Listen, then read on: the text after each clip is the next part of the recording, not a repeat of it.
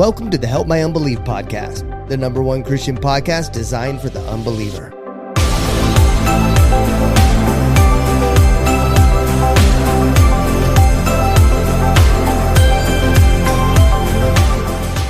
Why are you trying not to laugh over there? Because the minute you said 3, Mark starts adjusting, and even I could hear it. I know. I was like, even I hear that and one. you know I'm getting mad. Yeah, it was funny. And you like that? Mission accomplished. We've started, by the way. And that was it. And I didn't even do anything. That was it. That was the beginning. Dude, I started the show and you didn't even know at that time. That's crazy, dude. Why do you slide it in that way? That's skill. That's skill right there. All right, yeah. If I could have taped this 30 minutes ago, right? Thank you. That helps. What was I going to say? But me and Mark enjoy pissing Larry off sometimes, too. Yes. So we do it on purpose. We did it in the lobby just a second ago. Mark told a joke, and Larry rolled his eyes, and it was not a very tasteful joke. And I told Larry, I was like, you thought that was funny. And he's like, no, I didn't. No, I didn't. It's hard because I'm reading Proverbs right now, and so Proverbs tells me I probably shouldn't tell jokes like that. Nope. According to Solomon. See, and that is, but it's helping me. I understand. And listen, I get it. All right. I used to be the most foul-mouthed. Wait a minute. Unbelievable. Wait a minute. Oh yeah, no. I got you by a few years, dude. But wait a minute. You are now leading the audience to believe that I was foul-mouthed. Maybe no. What? That's not my intention. What I'm trying to explain is that I was there. It was pretty off-colored. Far worse than you've ever imagined. Right. Yeah, okay.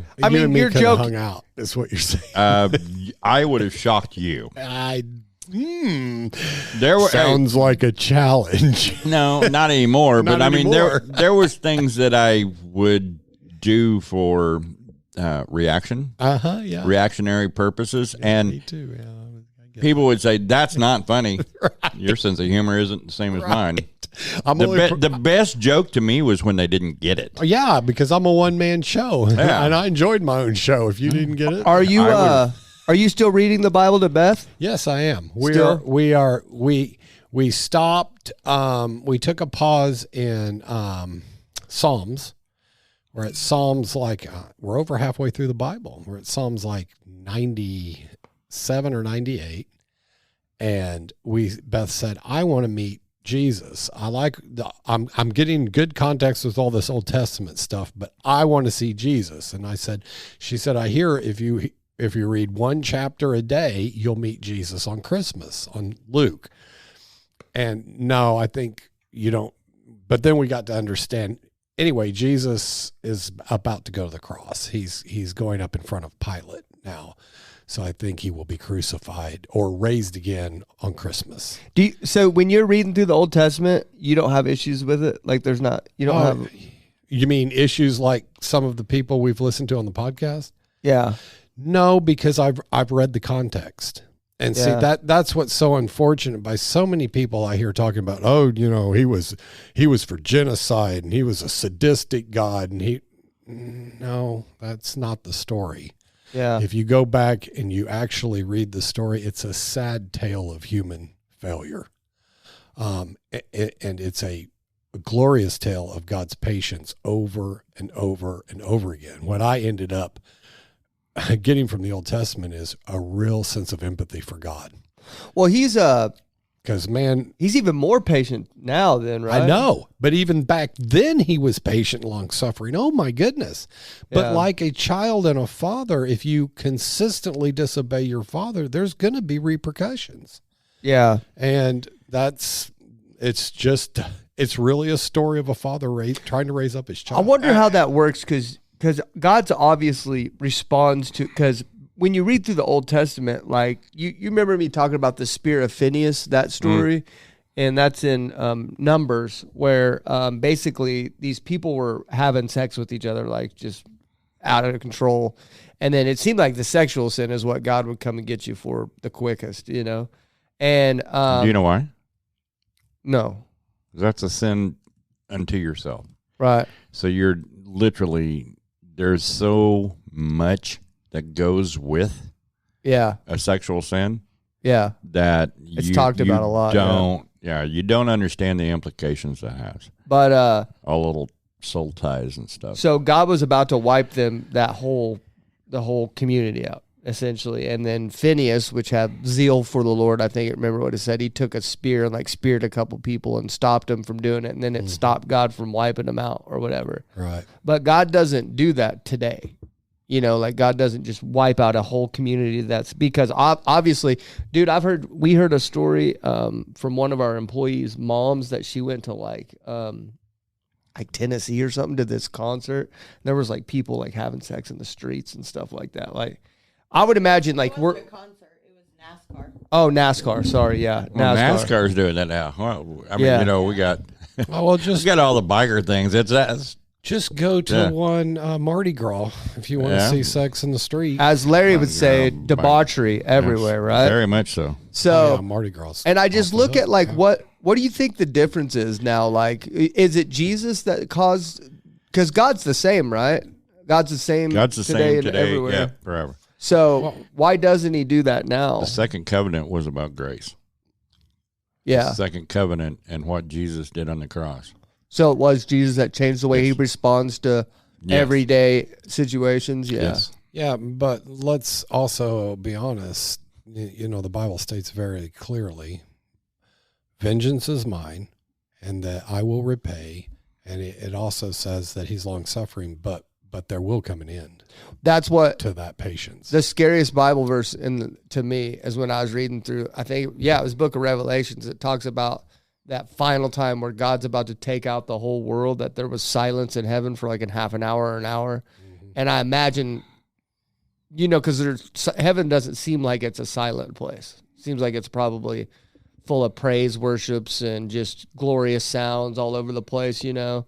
But I think there was silence in heaven because everybody knows up there about how scary it's fixing to get. The gravity of what's happening. Yeah. I don't think, and you know, so maybe that's when He just takes it all out on there. But You know, there was a time mentioned when Moses had the children of Israel in the wilderness that God was going to wipe them completely out. And Moses begged him not to. Well, God was going to kill Moses. Then there was another time when Moses was begging God, kill them all. Please. Why Kill 'em did you all. put me here? And that's another thing I got was just so pity for Moses. You know, I mean, talk about a stiff-necked people, you know. I mean, Yeah. good grief, he goes up on the mountain. God speaks from the mountain. The people plead with him to make God quit talking. It's too powerful. They can't stand to hear it.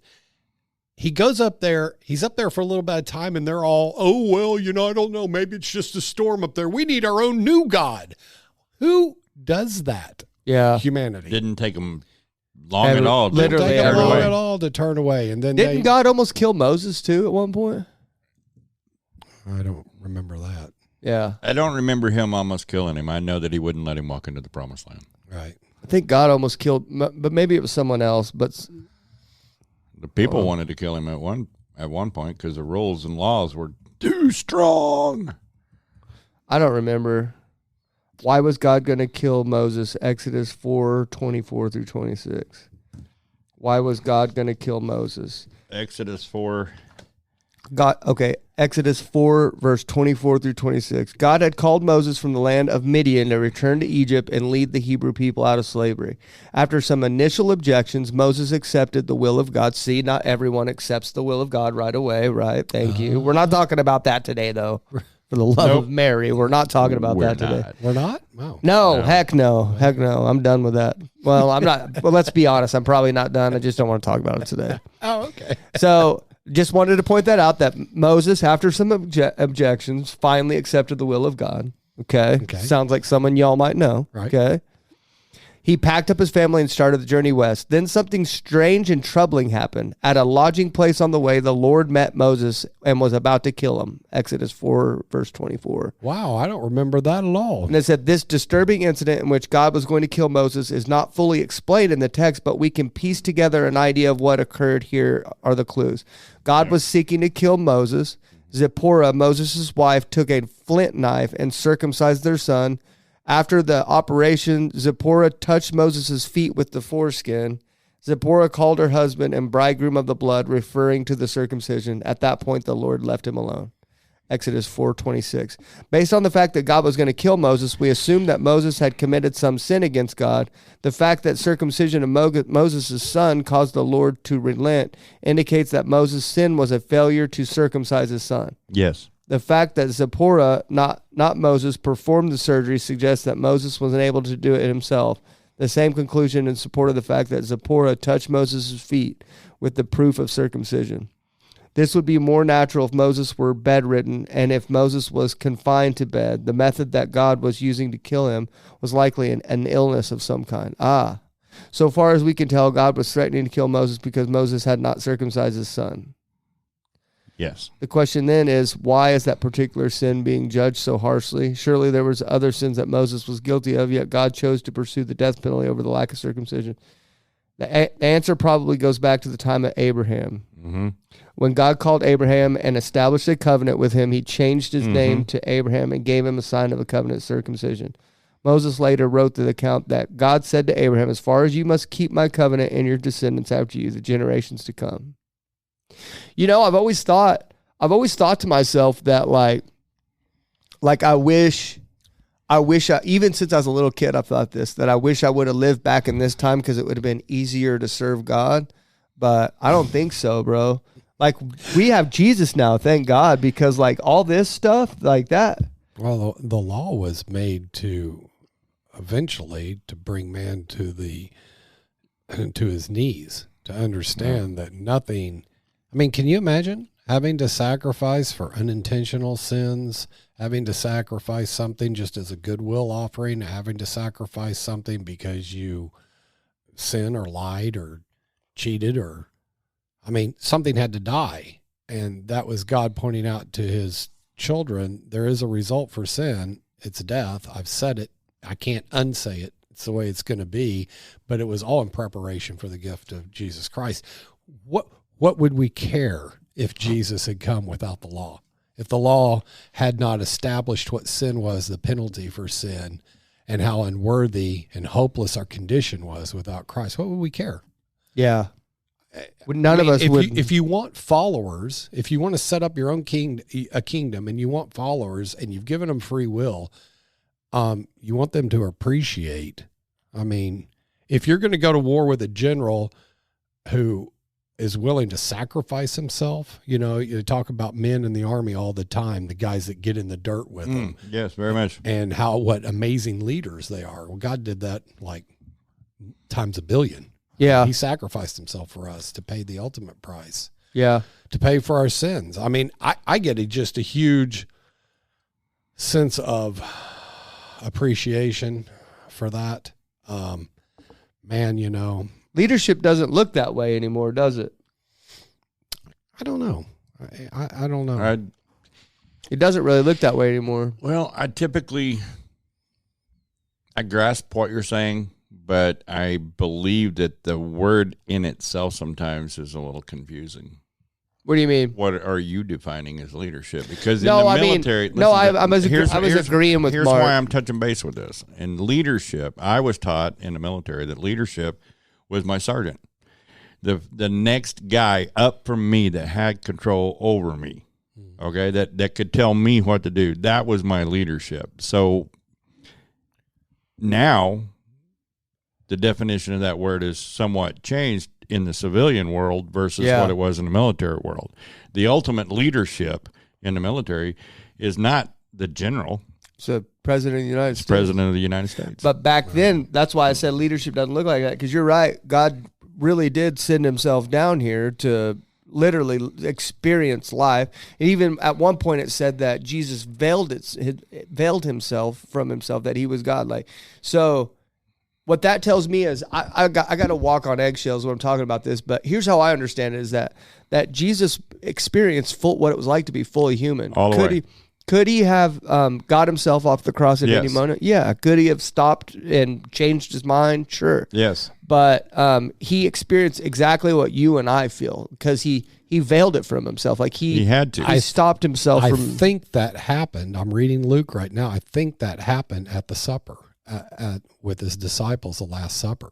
Yeah. Because he said, before I sent you out, I told you to wear no sandals, to take no bag with you. Did you lack for anything? And they said, no. And he said, now I tell you, pack a bag, take money, sell your tunic and buy a sword.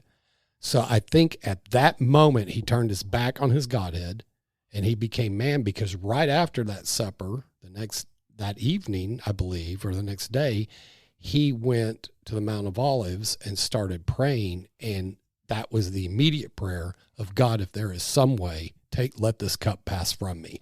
He was feeling his complete and full humanity, and it said that he prayed so hard that his sweat became blood. Yeah. So he was suffering with complete humanity. That's when he was fear, all the things that we experience. That's when he was going I agree through. To a point. I don't agree. I mean, I think that maybe at that particular point, let's use me for a moment. As a child, he had no glasses. As an adult, he had glasses, therefore he could see. Mm-hmm. Okay, and then at that particular time, I believe he might have put on the sunglasses so that he was blinded a little bit more than what he was, so that he wouldn't. Because you got to stop and think about it. If the child in itself knew that it was God, mm-hmm. that Jesus, as a 5-year-old, 6 years old, I want that, get it, that kind of how would he respond to that? Yeah. So I think he was completely veiled from his knowledge. Mary knew. Oh, I see what you're saying. But I don't think but wasn't Jesus he young? knew. Wasn't he young when he was like teaching those rabbis? We have no teachings of any. We have nothing. no understanding until he was ran 12. away. Yeah, until he ran away at 12. But 12 is Well, still he didn't young, run away. yeah. He just didn't. Ran away from his parents? No. He didn't run away. He was in the temple, He was disappeared. Teaching them. And then when they packed up, you got to stop and think. It wasn't like, is everybody in a car? There was a caravan. Home Alone. So, I mean, like Pastor Kevin It was the first true Home Alone. Maybe that's where they got the Home Alone story. Could be. Because that's exactly what happened. Jesus was jumping on the bed in the church. Right. Pastor Kevin gives a story where one time they left one of the ski trips or something, I think it was, youth ski trip, and his son had fallen asleep on the pew at the church, and they all, they were, Martha and him both were in different cars or in different vans. So he's thinking Carter's back here, and they're thinking Carter's up there. And, so they left Carter asleep on the pew and made it down, 50 miles or so, and then turned around and went back, when they finally realized. 50 miles? Yeah, it was like an hour or so away. Yeah. I have to say, I like your point, because next in that verse, it does talk about how angels were sent to minister to him. And we know that he was talking to Moses and Elijah too. Yes. So Transfiguration. Yeah. So he had to know he was God, but man, just the idea of him saying, that really hits me right in the feels, is him saying, look, if there's any other way we can get this done, I know what's ahead of me. I don't really want to do this. I'm doing it for you, God. The humanity of me says, run away, please ask for it to be over. He accepted it. He did it. But he also asked if there's any other way to get this done. Could we do that? And he knew there wasn't. Well, the beauty of that and him still going through it, our creator, that's pretty cool. We can say that we would do that for our family, that we would give our life for our family, but we have no concept of what it actually would be when it came down to it. Right. Especially that traumatic of a death, dude. And everybody knew it. Like, he knew that wasn't an easy. He knew that's not an easy death. Yeah. I mean, he was put on the cross at 9:00 in the morning, and he wasn't taken off until 3:00 in the afternoon. That's 6 hours, basically. Yeah. I mean, well, I know I can understand math. It's 6 hours, but I mean, I'm using the time frame that we call their first watch and all that stuff. I know that it correlated with the slaughter of a lamb in the beginning at the temple, the beginning of the day, and then at the end of the evening was the time that he was put on and the time that he was taken down. All of those little bitty things that we as Americans have no clue what it means. Yeah. All of those little things meant everything. That had to be God. Everything. Because my goodness, Perfect. the Sanhedrin was the one that wanted to put him to death. You'd think that they'd pick the unholiest day Yep. to do that. And they couldn't help it. Had to get it done before Passover. You know, there's a part in. For the Sabbath, and then there was something else because they did the Passover dinner before. Mm-hmm. So You know, there's a part in the book of Matthew that kind of shook me up. That seemed like it wasn't like, I don't know. It just seemed weird to me. But there's a part where I think it was right when Jesus died, right? So where it said like the ground shook and then like dead bodies came up from the grave and walked on the earth for a little while. Yeah. You remember that? I want to see. I don't remember him walking on the earth. No, I don't either. I remember Jesus went back to all those who had died before and gave them the opportunity of grace through his blood. And that's a mystery of God. We don't know how that happened. Yeah. But The biggest thing was the tearing of the veil. Yeah. To me, that was the most significant because that's what sets us up to be able to go to God Directly instead of having, through Jesus. we go through Jesus, but he's the priest. We don't have to have a man-made priest anymore or any of that. Since that particular time, I mean, you got to go back and look again at Jewish culture and how the temple was set up, and the only person that could go into the holies of holy was the priest of priests. Read this. You know, that's why I totally. Where are we at? If anybody's listening that has cherry picked, and I don't mean that in a bad way, but has looked at their community and their community saying, well, take these 3 verses. I mean, what kind of God is this? I highly encourage you to contextualize what you're reading and to go back and to get some background and to understand God's thinking. That's the reason that the Bible is a full book. And there's just not verses popped out there, I mean, some people do that. We see it on the good side and on the side that doesn't believe, taking little verses and attaching a whole lot of meaning to them that is frankly not correct. It's not contextual. It's not biblical. You're taking a little bit of meaning, attaching a lot of feelings to that and opinions and conclusions, but you got to go back. You got to go back and read the story coming up to it, to that point, to understand. You mean like the verse that we were talking about before on the judge not, lest you be judged. And that's where everybody stops? Right. Hey, don't judge me. Right. Right? Right. Okay. And then what's the rest of it? Because you'll be measured with the same measuring stick you use. Yeah. You'll be judged as critically as You are judging others. Yikes. When you stand there before God. Right. That's the measuring stick that he's going to use. Yeah. Is how, what do you think about your brother? Right. What'd you say about the pastor? Right. What'd you say about your sister? Right. Okay. Matthew 27:52. 27:52. Yeah. I am in Matthew 27. Every time I have a verse that kind of shakes me up, I should probably talk about it on here. That way we get, because now I'm reading That way this. Pastor Gary can pray for you. Right. Pastor Gary's been praying for me. That's awesome. You may read it? Good man. Matthew 27:52. It says several. Okay. It says the tombs. You have NIV, right? I have NLT.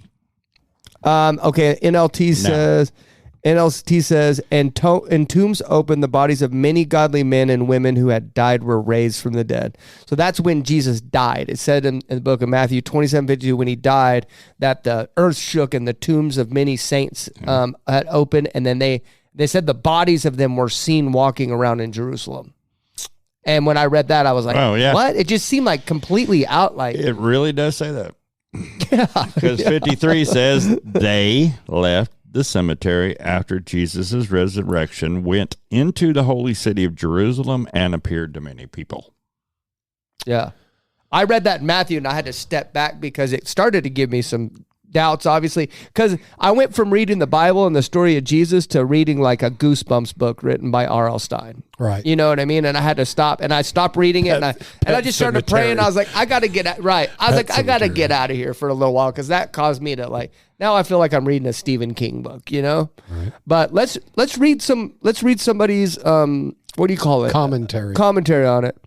Okay, it says several dramatic events took place in the moments following Jesus' death. Matthew 27:50. The temple's massive thick curtain was ripped in half from the top down, clearly an act of God. There was an earthquake and rocks were split. Here, Matthew begins to add detail about disrupted tombs and the bodies of the saints who had died. Verses 52 and 53 are only vaguely understood and much debated among Bible scholars. Only Matthew adds this detail to his gospel. In direct language, this verse indicates the earthquake caused by Jesus' death breaks open some of the graves holding bodies of saints. In this context, that would mean God-honoring people from Israel. We aren't given further details on who these people were. They may have been prophets, heroes, or simply people notable for their goodness. Reading this Bible verse with the next one, it is clarified that the tombs are opened at the time of Jesus' death. More remarkably, according to verse 53, these uncovered bodies were seen alive in the city of Jerusalem after Jesus rose from the dead. A relatively minor point of debate here is whether the saints were raised immediately upon Jesus' death, only going into the city after his resurrection, or whether they were uncovered but did not live again until later. These two verses are the subject of much great controversy over the exact meaning and literalness of their content. Arguments have been offered that these verses are insertions into the original text. Others suggest this is purely symbolic reference. Some say that they are not even symbolic, and the statement is made purely in a poetic sense by Matthew. The most reasonable interpretation, challenging though it may be, is to read these as a straightforward and literal part of the narrative. I just, sometimes the Bible goes off on these little, they like punch these little paragraphs in there, punch it in there, and you go, good grief. That a whole novel could be written of. Okay, some dead saints rose from the dead and were seen in Jerusalem. Then what happened? Nah, like, come on, bro. Did they walk and apostolize with Jesus, or did they just appear and then God took them up to heaven? What happened? It's not written. Yeah. It's not written. It's not written. It's there for you to worry and speculate. Right. And form your own religion about, and then isolate and cut other people off and tell them they're not going to heaven unless they believe in the literal. You understand what I'm saying? You know, we have these do not argue over disputable matters. There's kind of the answer. That you'll never have the, it sounds like you'll never have the answer to this. I think that's why it takes faith to please God. Right. Is I don't have to know the rest of this to believe it. Yeah. Okay. Hey, look, that's what the Bible says. And I think that's what has happened in society so much now, is that we no longer have an absolute to believe in. I mean, we do as far as Christians, because we understand what the Bible actually is, which is the undisputable Word of God. It is set here for correction. It is set here for discipline, and all of it. We are to learn from it. I say it over and over, John 1:1. The Word is God. God left this Word. It says in 14, it says in 14 that the Word was made flesh. That meant that this is Jesus. The Word is Jesus. The Word was in the beginning with God. The Word is God, and the Word was made flesh and walked among us. There's only one that walked among us. Well, I think you're right. And look how confusing it has become, because right there is all truth, in my opinion, and my belief, my faith. It's all truth. And it makes sense to me. If you remove the Bible from our society, we're rudderless. We're not male or female. Yes. I mean, let's just take that, for example. We're taking children away from parents because they won't agree that the brainwashed child, that there's no absolute. Well, that you're not a male. Mm-hmm. that you can be whatever you want to be. And But we're yet giving DNA them, says what you are. we're giving them hormone blockers. Eventually, we're doing irreversible surgery on them that ruin their capacity to enjoy sex as an adult, that completely screw them up. And we think that this is civilized. We're going backwards. Now, I see one. There's no absolute. There's a clip on Facebook where the girl goes in and tries to get a tattoo, and the guy says, "You're not 18. Right. You can't get one." Well, how about that bottle? How about cigarettes? How about the vape? How about no, I can't do that. I can't do that. Well, I guess okay. How about? And she says exactly that. Okay, how about a gender change? Yeah. And he was like, "Yeah, sure. Just sign right here." Yeah, we'll drive you across state lines, give you an abortion. Sorry. Yeah, I don't know how we got here. I know how we got here. I got on my soapbox. Look, here's how we got here. Let's go to mid-50s Christian corner here. No, here's how we got there. We have to have an absolute. I do. And this is the absolute. Yeah. This is the truth. Is this it's absolute? I'm going to say something and tell me, because I'm trying to find it here and I can't find it, but either this is just a saying or a Bible verse, but I could have swore it was a Bible verse, but there's a part of the Bible, or I don't know, but there's a saying that says the whole Bible is for you, but the whole Bible is written for you, but not written to you. Is that a Bible verse or is that a saying? I've never heard that. I've heard that a bunch, and I can't remember From if that's who? a Bible verse. I don't know now. I don't know. Well, ask Siri. Siri will tell you. Hey, Siri. No, you can't do it that way. Oh, you actually got it up. Oh, you're good. I got it up in Larry's voice. Wow. Hey Siri, is there a Bible verse the whole Bible is written for you but not to you?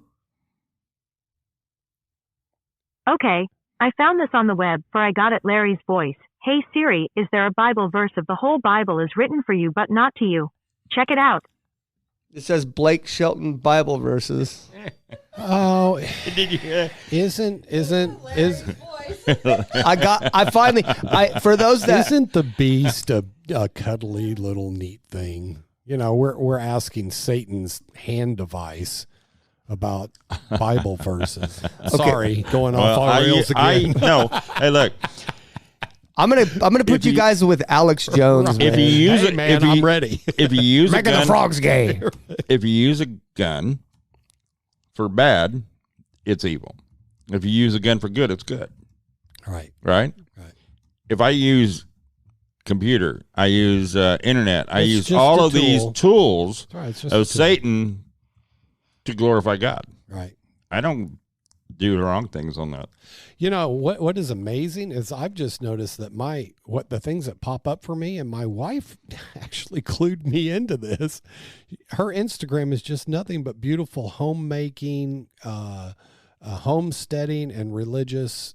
I mean, that's all she gets. Yeah.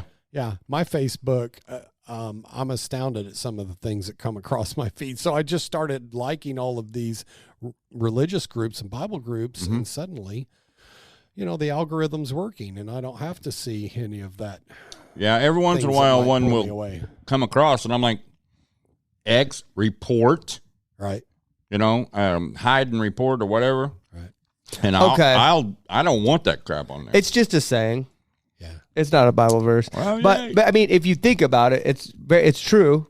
It's true. The Bible is technically not written to anyone in this room, but it's written for us. Like it's written, like Paul wrote to many different churches, and they wrote to How many someone churches? else. I don't know, but 7. But it's made for us. Topher, I got it. 7. You can ask me that question. I'll give you the names of them. But I think that's good when we're reading those Bible verses like that, where it's kind of stuff gets a little wild in there. That man, that wasn't written to you, and if you don't understand it, then that's why I think trusting God is always the most important, even above the Bible. Having a relationship with God, trusting God is more important than any of that, because when I start to doubt, I just trust there's a reason why I don't understand what's being written. Like if God wanted you to understand something, you'd understand it.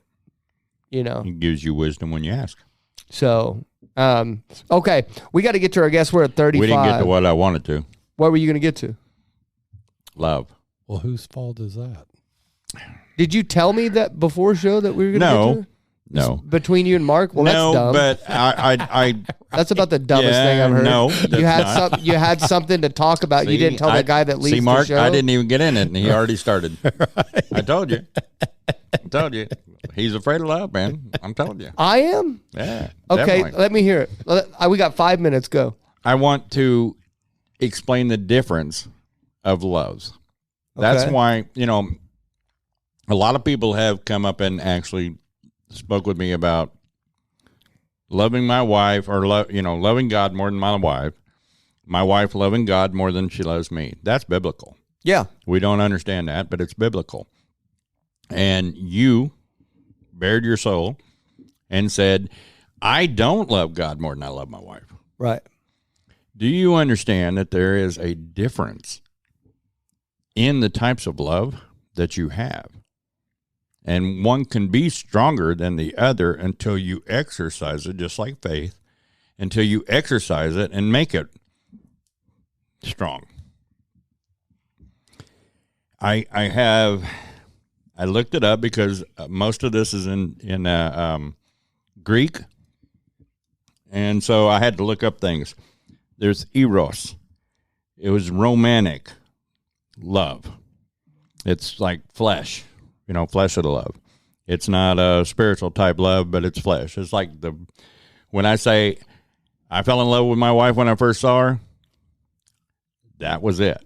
I was romantic with her. I showed her my love by gifts and stuff like that, okay?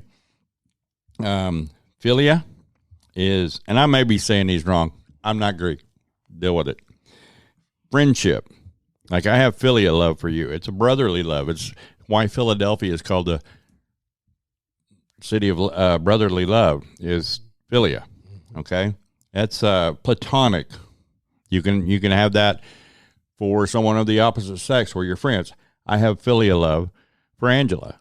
I'm not attracted to Angela, so I don't. There's not going to be an eros.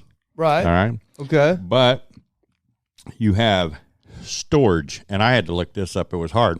STORGE. Okay. That is love and affection, like a parent, like a child. So for my daughter, I have storge. Okay. Not storage. These but are all storge. like old Bible Greek words from like These are back in the Greek day? words. Yeah. Okay. Okay.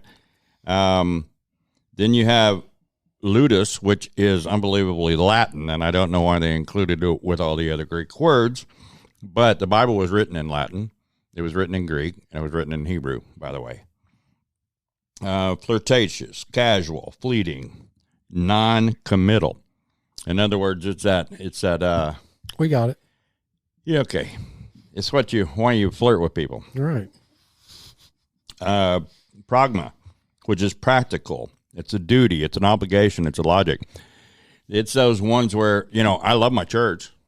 I love my church. Okay. But I'm not in love with my church. Like you love it because you have to? No, it's because it's practical. It feels that need in me. It's that obligation type. That's the one I have forgot Okay. then. That one right there. Mania. Mania was actually a word about love. It's obsessive. It's madness. It's what goes beyond. It's what that stalker has. It's that stupidity part of mania. Okay. Philatia or Philly. Shut up. I don't even know how to say the word. Talk about that kind Can of we love. skip Philatia? No, it's PHILIAUTIA. Okay. We got to skip Philatia, Larry, huh? You better tread carefully here, bro.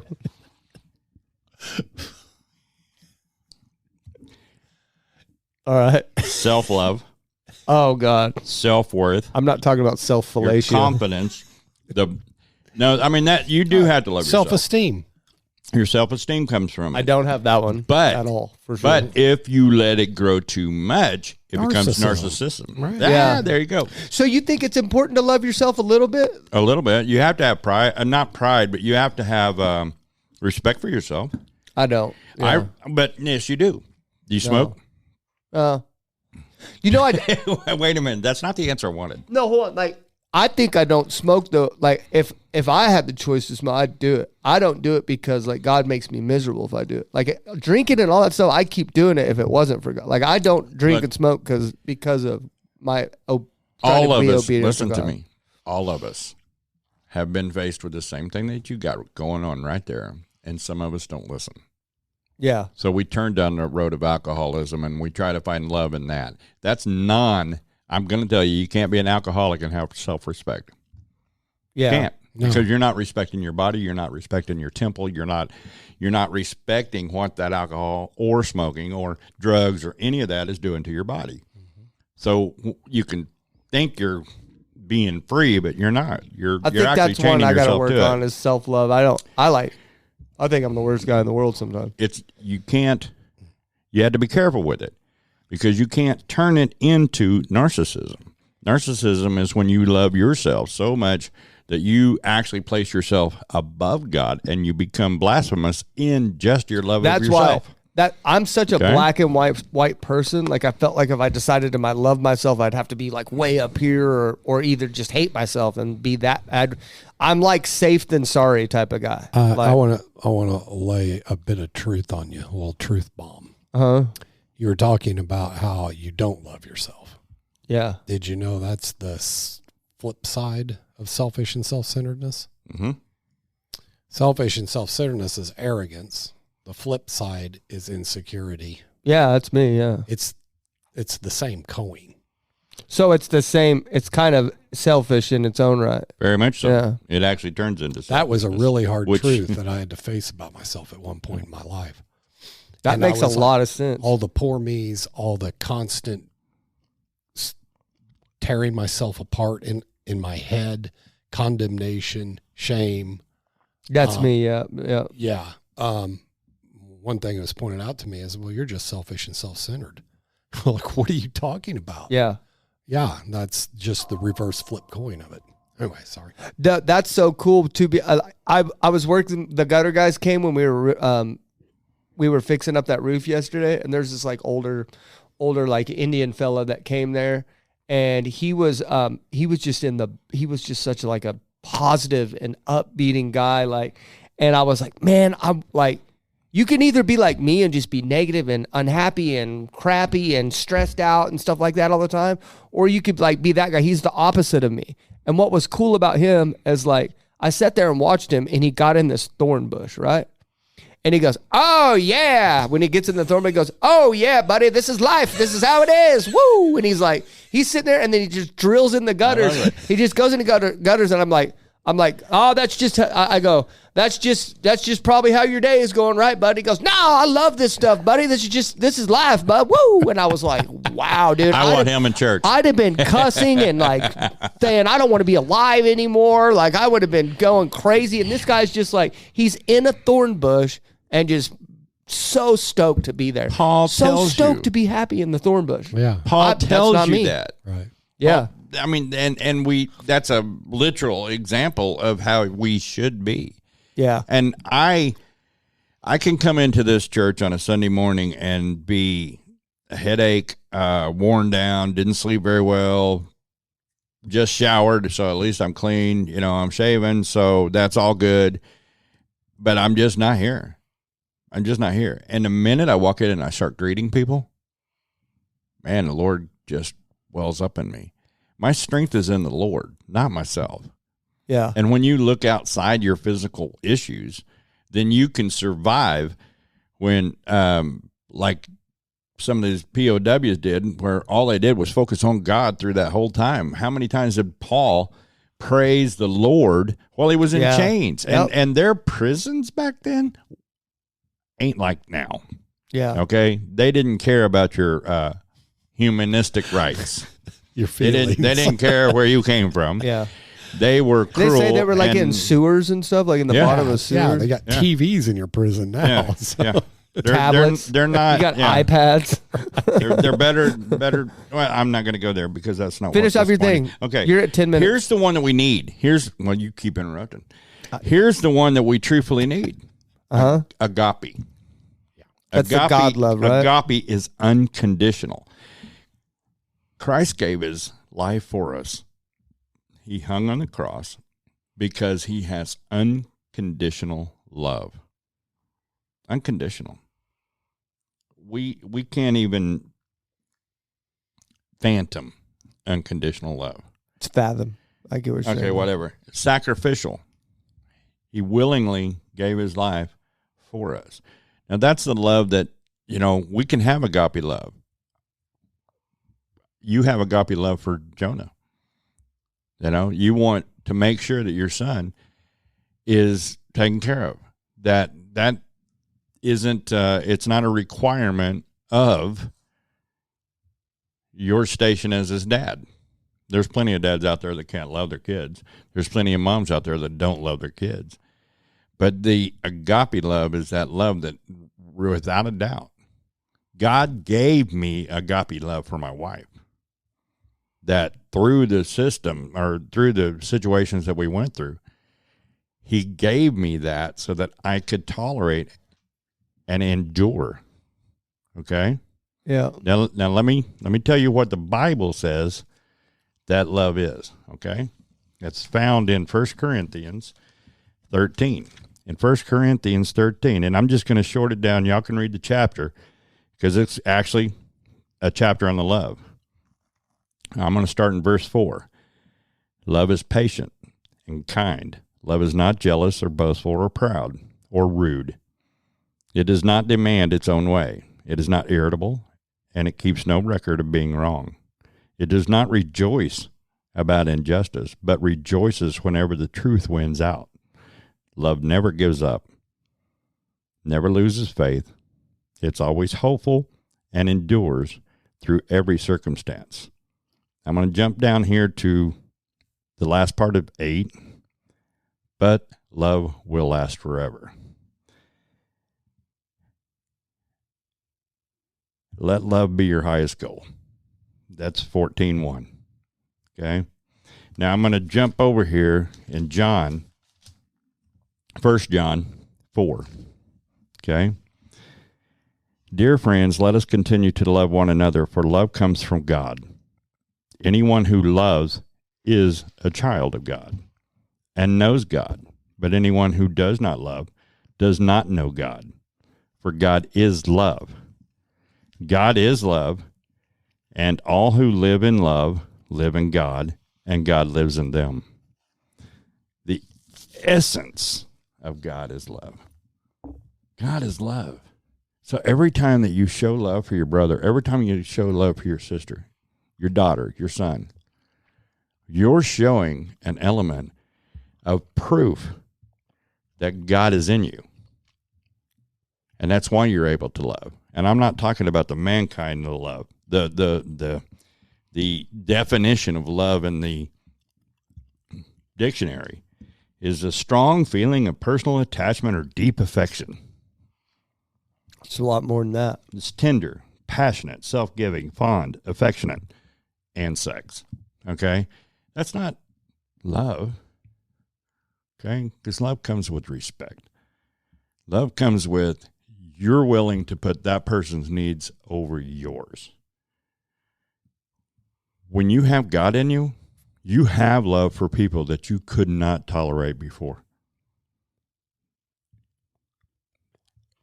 There's proof of it. 1 John tells you about it. 1 John 4, read it. It tells you what love is. I feel that we can break it down in two elements, fleshly and worldly. Okay? I mean, the man's definition of love is fleshly and it's worldly. But if we take the spiritual part of love, then we're talking about God.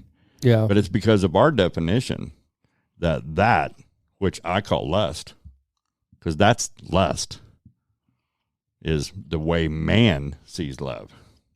But when we see love through the eyes of God, who is love, then we can love God more than we love our wife. Because without the love of God in you, you cannot love your wife perfectly. Yeah. That's what we need to focus on, because he gives you the ability. So therefore, you do love God more than you love your wife. You just don't voice it. Yeah. as much, and I know, guys, I voice it a lot, but I have such love for God because of a closeness that I have with him, because that's what I've chased after, because I've sought him and I've watched him work in my life, and I trust him when I can't see it. We talked about my daughter last week. I trust God's got me on this. Do I pray? Yes. I'm told to pray, and I'm told to pray continuously because it builds endurance for those times when it's difficult to see his hand at work, such as this. It's difficult from this side, but I can still trust my God. Yeah. My dad did that for 35 years. My mom did that for 30 some odd years, praying that I would come back and find this truth in God, that I would no longer be chasing the worldly idea of love. Mm-hmm. So I wanted to touch base with you on that, and thank you, man. I appreciate it. And I love you. When I say I love you, I love you. Oh, I love you too. Unconditionally. I mean it. You think I'm hard? What would you say before? You think I'm hard to love, or you think I don't like love or something? What'd you say? I don't know. You said something like, "See, he doesn't like love" or something. Oh no, you don't like talking. Talking about love makes you nervous. You get all. Zach's like, yeah, it does, 100%. Yeah. Well, you can ask her. I'm not like the most just romantic and be like, I just want to scream it from the mountaintops how much I love you. I'm not that way. No, really. And have you ever? Because I have, about Darcia. I have stood on Mount Scott and screamed it, and it made me feel good. But you know what makes me feel better is screaming hallelujah. Mm-hmm. Screaming hallelujah takes the air that he has put in my lungs and said, praise be to God. Did you know hallelujah is I just literally said, praise be to God. Hallelujah is the only word that's translatable in every single language. No, I didn't know that. It's pronounced the same in every single language. How come it's spelled with an H sometimes and an A at times? Because it's in a different language. Yep. Good point. Okay, let's get to our guest. You had the answer. I'm sorry. We burned almost an hour. Yeah, I'm sorry. Okay, so we're going to get to Raven. Raven is a pagan witch. I think Norse pagan is what she is. And we're going to get to her now, so we'll have plenty of time to speak to her.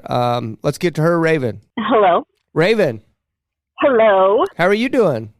I'm good. How are you? Not bad at all. I think we're probably pretty late, so I'm sorry for that.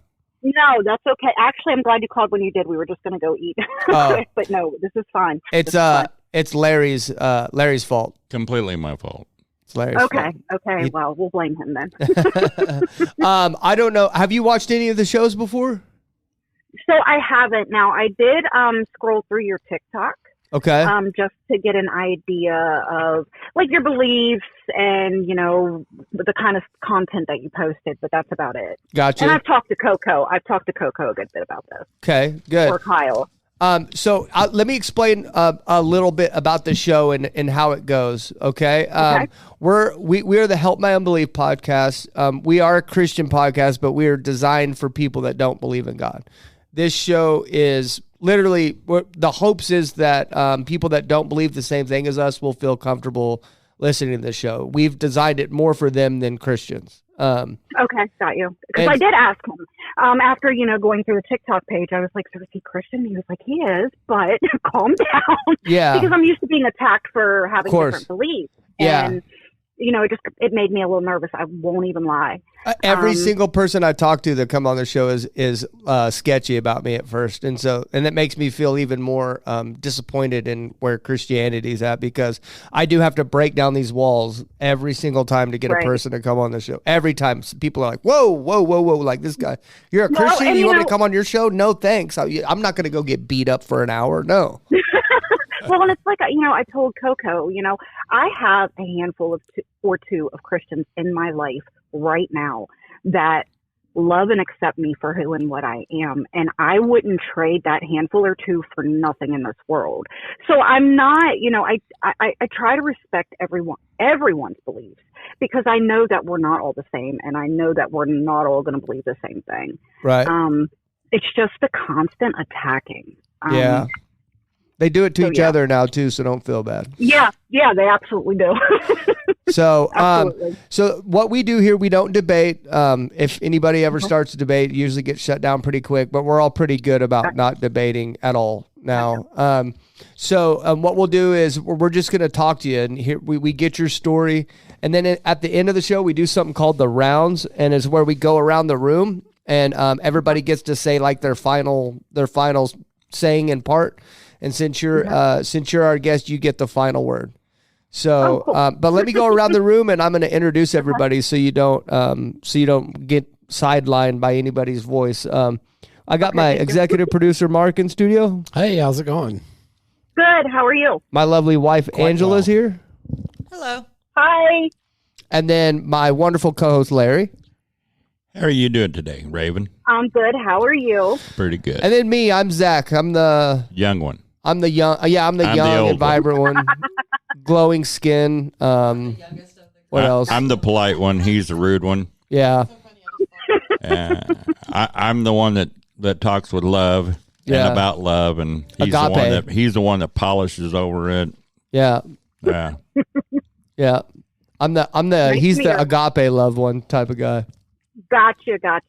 So I'm kind of in the middle of that. I am definitely love and light, but I'm also a little bit of I can be on the latter side of that too. Yeah. So you explained in text messages a little bit. You are Norse pagan or pagan witch? What are you? So I was raised by my father's family, and they were my grandparents were Celtic, and I've adopted more Norse. I want to say the last few years. It just falls more in line with what I believe. Definitely, I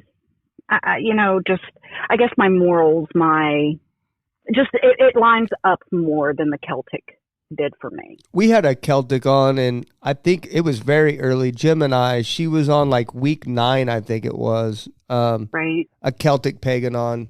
I can't remember. It was way early on, though. She had a crazy story. So you were raised in witchcraft then?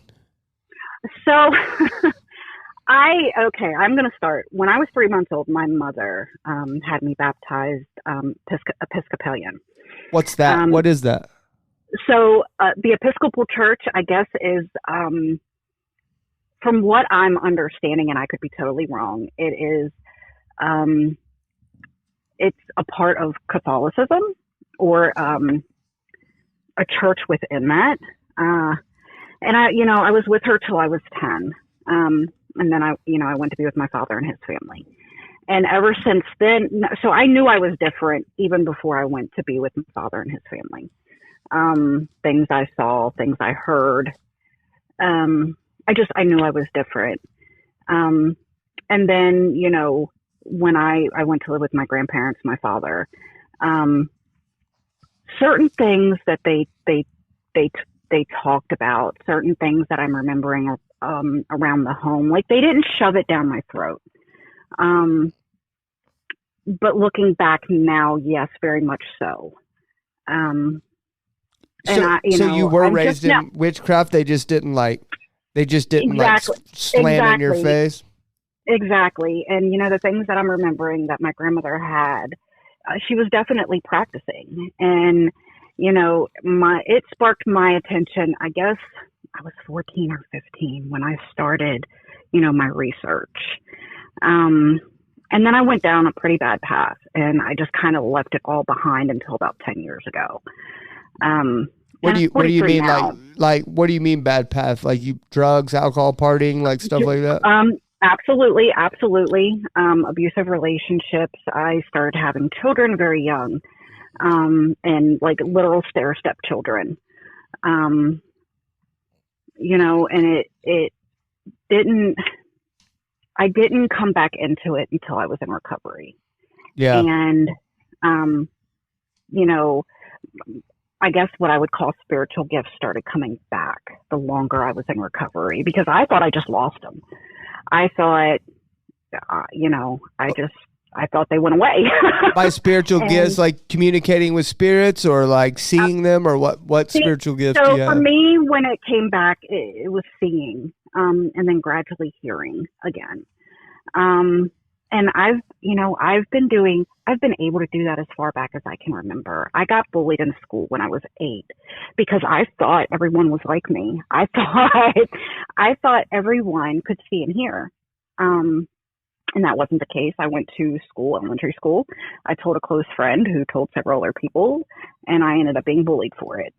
Wow. Completely shut down. Yeah, completely shut down. Didn't speak of it again. Didn't even, I don't even think I told my parents. It wasn't until I was 12 or 13 when my grandmother came to me and was like, I had just had an uncle who had passed maybe a year prior. And she told me he had visited her the night before. Ooh. And that was when I knew that I wasn't weird. I wasn't crazy. I wasn't, that there was other people like me. Hey, Raven, this is Mark. I had a question. Describe what you mean by seeing and hearing. So it's different. I have been able faces. I have seen imprints of somebody sitting down in a chair, on a bed even. And then to hear the voice with it, like if I don't actually see the spirit, I've heard the voice. And if I recognize the voice, great. When I haven't recognized the voice, I won't lie, it's been a little terrifying. Thankfully for me, most of the times I recognize it. Now, my husband is an over-the-road truck driver. So we have passed some pretty historical places. Do you ride with him? I do. That's I awesome. do. Thank you. Thankfully, my children are grown, so I'm able to do that. Right. But it's been an amazing experience. Although, like I said, the historical places that we've gone by, whether it's been a battlefield or even a cotton field, I can remember early on.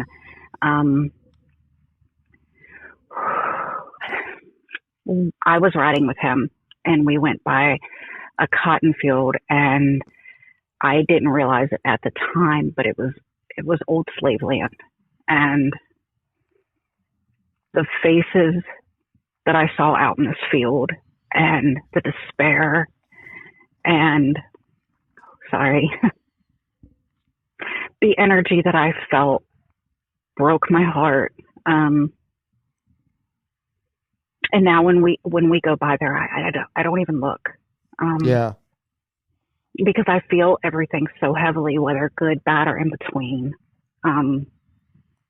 Yeah. So just stuff like that, and it happens all the time. I can't pass a cemetery without seeing things. Wow.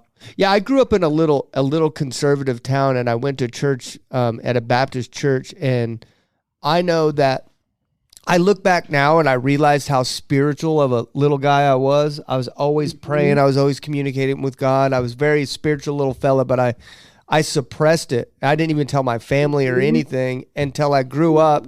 And then I come to this, Pentecostal church, and they encourage it. And I was like, oh, this is my place, dude. Because right. when I used to call Larry and talk to him about some of the spiritual things, I was so like insecure to tell him because I was just like, it's weird talking about it, but Larry was always like, bro, don't worry. It is. Like, it's fine. It is. Like, well, it's also interesting. I think that a lot of that is what the world and society has done. Yeah, absolutely. Especially for men. For men, it's told, we're not intuitive. We're told that program, that man. Yeah, that's a load. That's a load. Yeah. That's a total load. Yeah, and we're told, not to pay attention to the things that we see or think. That's just pretend stuff, and I think a lot of that is in my opinion, it comes from a different place than what you believe, and that's fine. And right. I just think that it's interesting how the world goes to work on you as a child and tells you no and slaps your hand and tells you, it's all pretend. But yet they construct all these pretend things for you, Santa Claus, the Bugs, the Easter Bunny, the Easter Bunny, all of this stuff. And it's almost like it's on purpose. It's like the real spirit world we don't talk about, and you're to ignore all of that. But here's all this fake stuff, and that's going to tell you that it's all a lie. Yeah. Right? Oh, it's man. all a lie. That's why they do that. Yeah, and so it ruins That's why Hollywood makes the movies that are so over quote the unquote lifelike and scares the over the top out of you, because of the simple fact that if, just like we were talking about before you came on, Raven, we were talking about love and how man has diluted that word. And I'm going to say it. Satan has diluted that word to the point that it no longer carries the true meaning behind it. Right. Okay. Right. I mean, that's the truth of it. Now, just to let you know, you're on episode 57. right? And we had the Celtic Pagan in episode 11 Wow. back in February. So what? I don't think I ever got an answer. You say you're Norse pagan now, right? I am. I absolutely am. I absolutely am. Okay. like and Fro. I really, Like Fro. Yeah. Okay.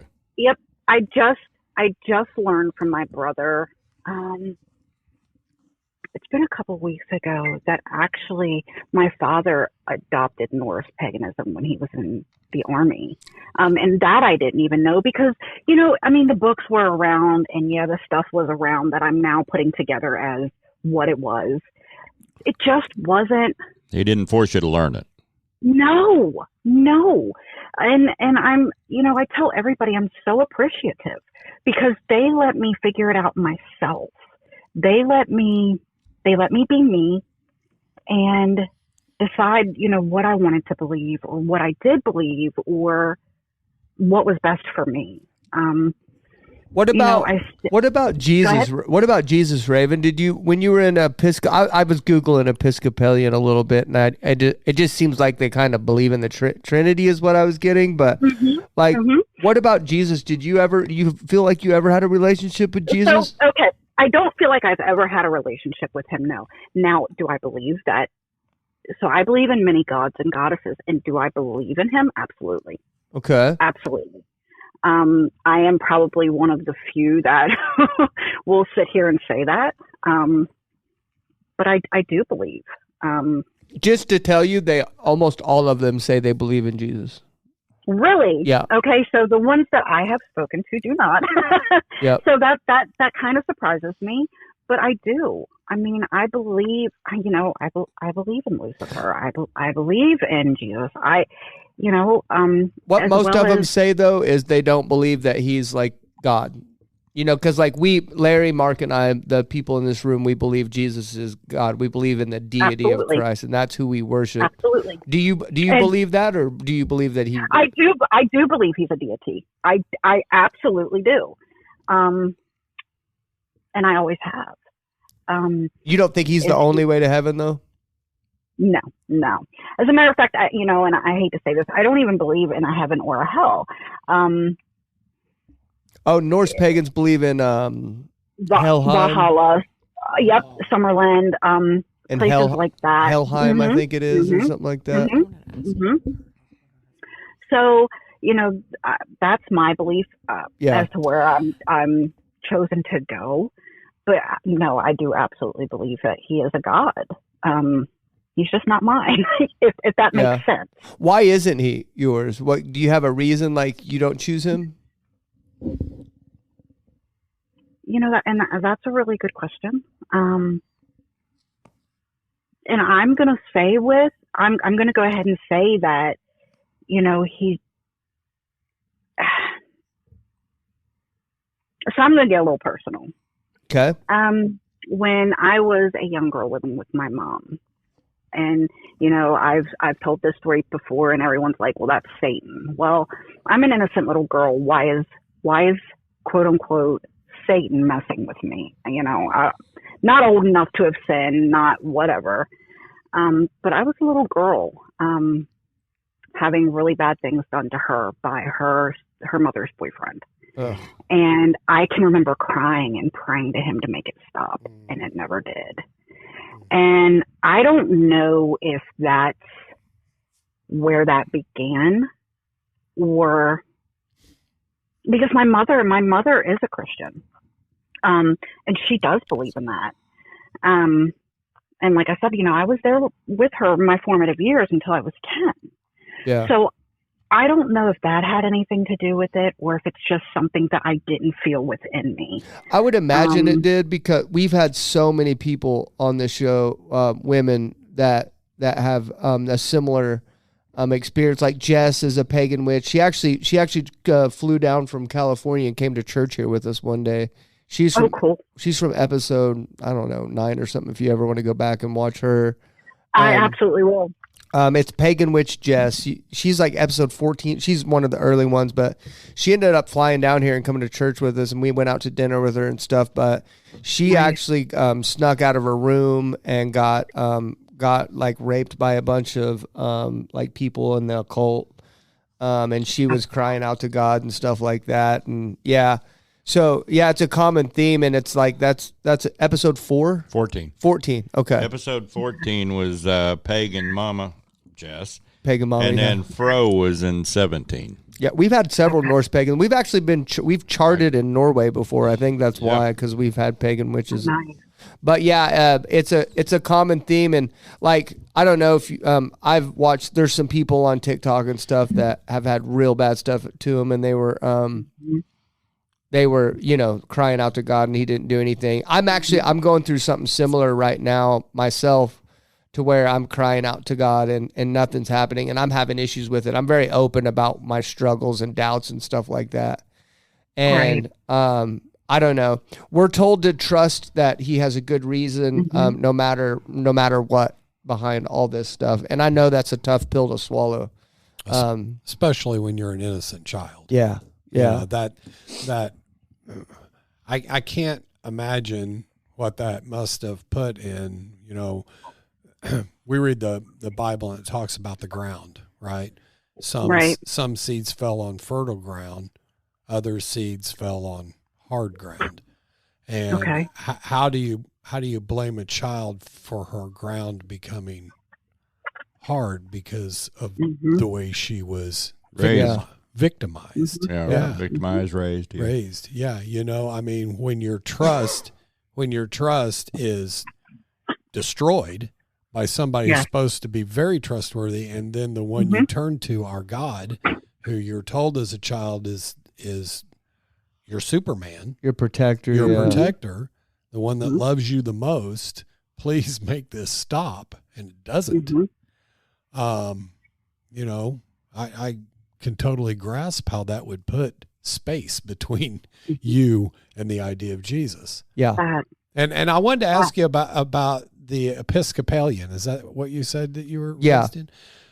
Yes. So I truly don't know much about it. I just know that I was baptized into it. Because I've often wondered about that, because there are going to be lots of Episcopalians in heaven. I'm not saying anything bad about your church. I'm just saying it to me, it seems like a little more difficult to have a personal relationship with Jesus in that construct. It's very compartmentalized. I've heard that. It's almost like a bureaucracy of religion. I've heard that. Heard that. So, and that's actually come out of my mom's mouth, who went from that to Baptist. Right. So now she's Baptist?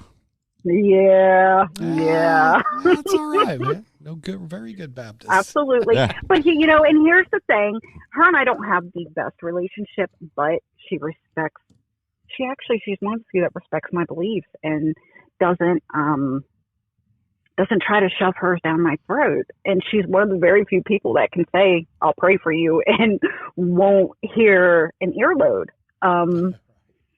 I know it comes from a place of love when she says it. And yeah, most Christians use it as a knife, like I'm going to say I'm going to pray for you in a condescending way, but really I'm never going to pray for you and see you in hell, buddy, type of thing. I noticed that, like, I'm going to pray for you, dude. It's like, no, you're not. You're using that as a knife to throw at them. That's what you're doing. Isn't that exactly what we talked about, judging with the same measure that you do? Yeah. Be careful, my friend. It's interesting. I hear him say that, and I remember at his exact age, that was the exact way I felt because that was my experience. Yeah. That was what I had seen. And, Mm-hmm. you know, there is an element of people that do that, but that's the thing about all of this. We're all sick. We're all spiritually ill. You know, I've stated before that God created us on purpose with a hole inside of us. And that hole, Missing puzzle piece. that's right. Mhm. And that missing puzzle piece is a relationship with him. He made it on purpose so that we strive and we look for meaning and we look for him everywhere. What's your husband believe, by the way?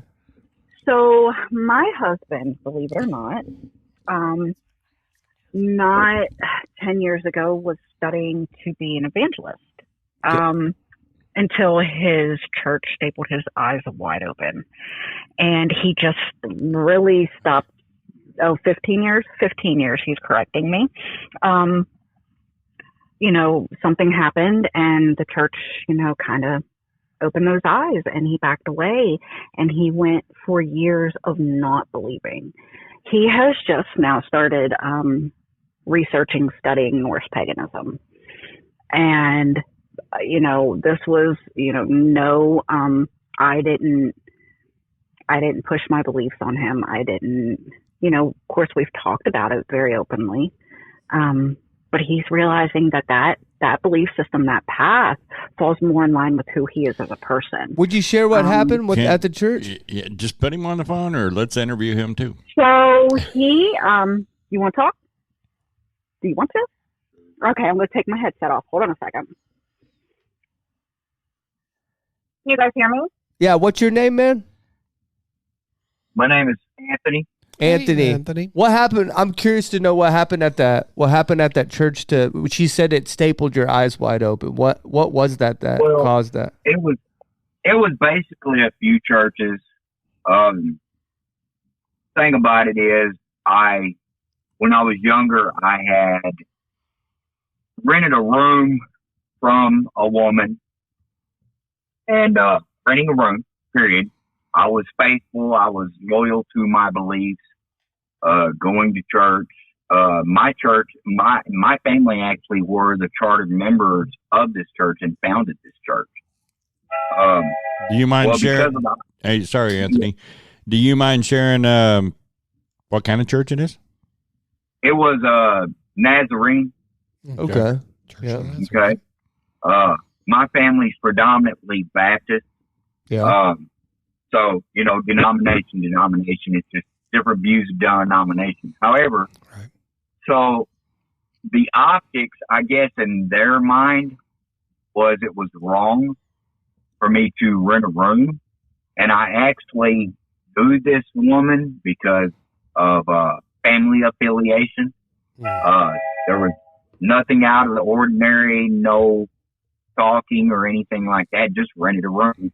And because of that, I was, lack of a better term, the church, the way they did it there would be that they would not have conversations with you. They would ignore you inside the church. Like excommunicated without being excommunicated. Right. Right, exactly. This is the same judgmental thing we were talking about earlier. Well, we were It's talking amazing about to me. this but before the show, Yeah. but like one of the things that like I spent probably, good Lord, I probably spent like 10 or 15 years out of the church. And I didn't stop talking to God during that time. I still maintained a relationship with God, but I even told God, I was like, I'm never going back to church again, ever. I was like, I won't do it, just because of I knew that I could have a personal relationship with God, and the only thing other Christians was doing was hindering my relationship with God. That's it. And I truly believe that. Like, you know how they say iron sharpens iron, stuff like that, which thank God for you guys now. Thank you, for that. And so I'm not talking about you, and I do see the benefits of it now, but back then, that's all I saw Christians doing was hindering. They were stumbling blocks for my relationship with God because of what happened to my sister. Like this youth pastor told my sister that she was going to go to hell if she didn't change what she was doing at the time. And then just not too long after that, he got arrested for embezzlement and got fired from the church. I don't think he got arrested. I think he got fired from the church for embezzling from it. And I was like, Right. bro, like, what about you? Like, what happens to you, man? That part. Like, you know? And so that's why I always talk on here. Coco posted a couple clips of it last week, but I talk about this quite frequently that lukewarm Christians is what's causing people to walk away from the church. Like people that pretend to be this high and mighty Christian and then they're not, you know? I think self-righteous would probably be a better choice of words than lukewarm. Yeah. Lukewarm don't care. They're on the fence. Yeah. It could go this way, it could go that way. It don't matter to them. Yeah. But a self-righteous puts themselves in a position of the judge, which means that you in itself you perform blasphemy because you have risen above God. You have placed yourself above God as judge. Yeah. And that is told over and over and over not to do that. And look how much hurt that causes. Yeah. What was the Bible? What was the verse we talked about? How much church hurt have we dealt with here? Oh, too much. It's unbelievable. I mean, what was the verse we read? About love. No, judge not.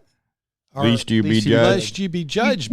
But the next verse is for with the same measure that you judge others, you will be judged. If humanity could grasp that on a corporate level, yeah, man, exactly. Thanks for sharing that with us, man. Anthony. I've got to ask. I'm thinking y'all guys are, for some reason, Illinois keep popping up in my head. So you're probably Midwest, right? I'm Midwest. Do what? She's East Coast. I'm Midwest now. I was East Coast. Right. So y'all are both East Coast, moved to the Midwest. No, I was moved to the Midwest. He's Midwest. I'm actually originally from St. Louis, Missouri. Oh, wow. Okay. Yeah. Oh yeah. Larry has a talent. That's like a river. There's a river difference. You're right. Yeah, I know. That's where I crossed the river when I was driving. And she said that you were also a truck driver. What's your age group, bro? My age, I am 52 years old. Nice. All right. So you're a youngin'. No, I'm just kidding. Yeah, well, you can call it that. I don't look my age, so yeah, you can say I'm a youngin'. I've been out here 19 years. Yeah, that doesn't mean you're not experienced. Right. Trust me, I've had my CDL only about 20 years, right? A little over 20 years now. And before then, I was just a hazard to you guys. I told last week, I think it was, about my drives down to San Antonio, and literally to me, it was a game, and truck drivers were a rolling roadblock for me to go around, through, and around. I mean, like, I would zip so close to those guys that I know now if you'd been on the that CD, I would have terrified. Yeah. I terrified them. They'd been talking trash about you for sure. So I was going through Indianapolis one time, and I saw motorcycles coming up on me. You know, I was driving actually a truck, and I was in Indianapolis. I'm on, I think it's 70 right then, or one of the loops, and I see these motorcycles coming up, and then all of a sudden, their headlights disappeared, and I'm like, I'm watching in the mirror because I was a biker at the time too, so you know I'm aware of them, and I'm like, where'd it go? And there's three of them comes by in a wheelie. Nice. I'm like, oh my gosh, guys, you're so stupid. This was at night, you know, and their headlights disappear, and they were like straight up. Came by me about 80 miles an hour in a wheelie. Oh my goodness. So Raven, I wanted to ask you, I think you said in that text message that you just started practicing baneful magic. Was that, am I right? No, I have actually done that for a minute. What does that mean, first of all? A minute? I mean, she's done it for a while. Yeah. So I only practice dark magic when things. So, you know, when it comes to me, myself, I don't care what someone says or does to me. But when it comes to my children, my grandchildren, my husband, and of course it takes a lot. Like it has to be something very, very bad. Before I will even consider that. But yes, I'm more love and light than I am the dark. I can count on one hand and not even fill that hand up how many times I've practiced baneful or dark magic. Tell me, And I think tell me a story about the realest time of your practice in magic, and you're like, oh, this is real. Tell me a story about that. Oh, because I know you wouldn't practice it if it wasn't real, right? No, absolutely not. So tell me that's the question that's coming to mind. What's the realest moment you've had where you're like, oh, well, this is real. I got to watch out what I'm doing here. So my grandparents adopted me when I was 13, my father's parents. And here about 6 years ago.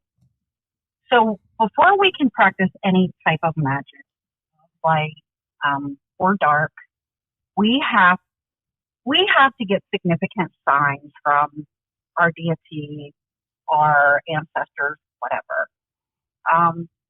And I was being petty, for lack of better words, and someone had pissed me off. So I decided, well, I was just going to hit him with a little bit of chaos. And I didn't get, an okay from anyone. And I was sitting there. I had cast my circle of protection. Everything ready to go. And, my candles were lit. And, my grandmother was a tiny woman. She always had the happiest face on her. But when she was not happy with me, she had a no-filter face.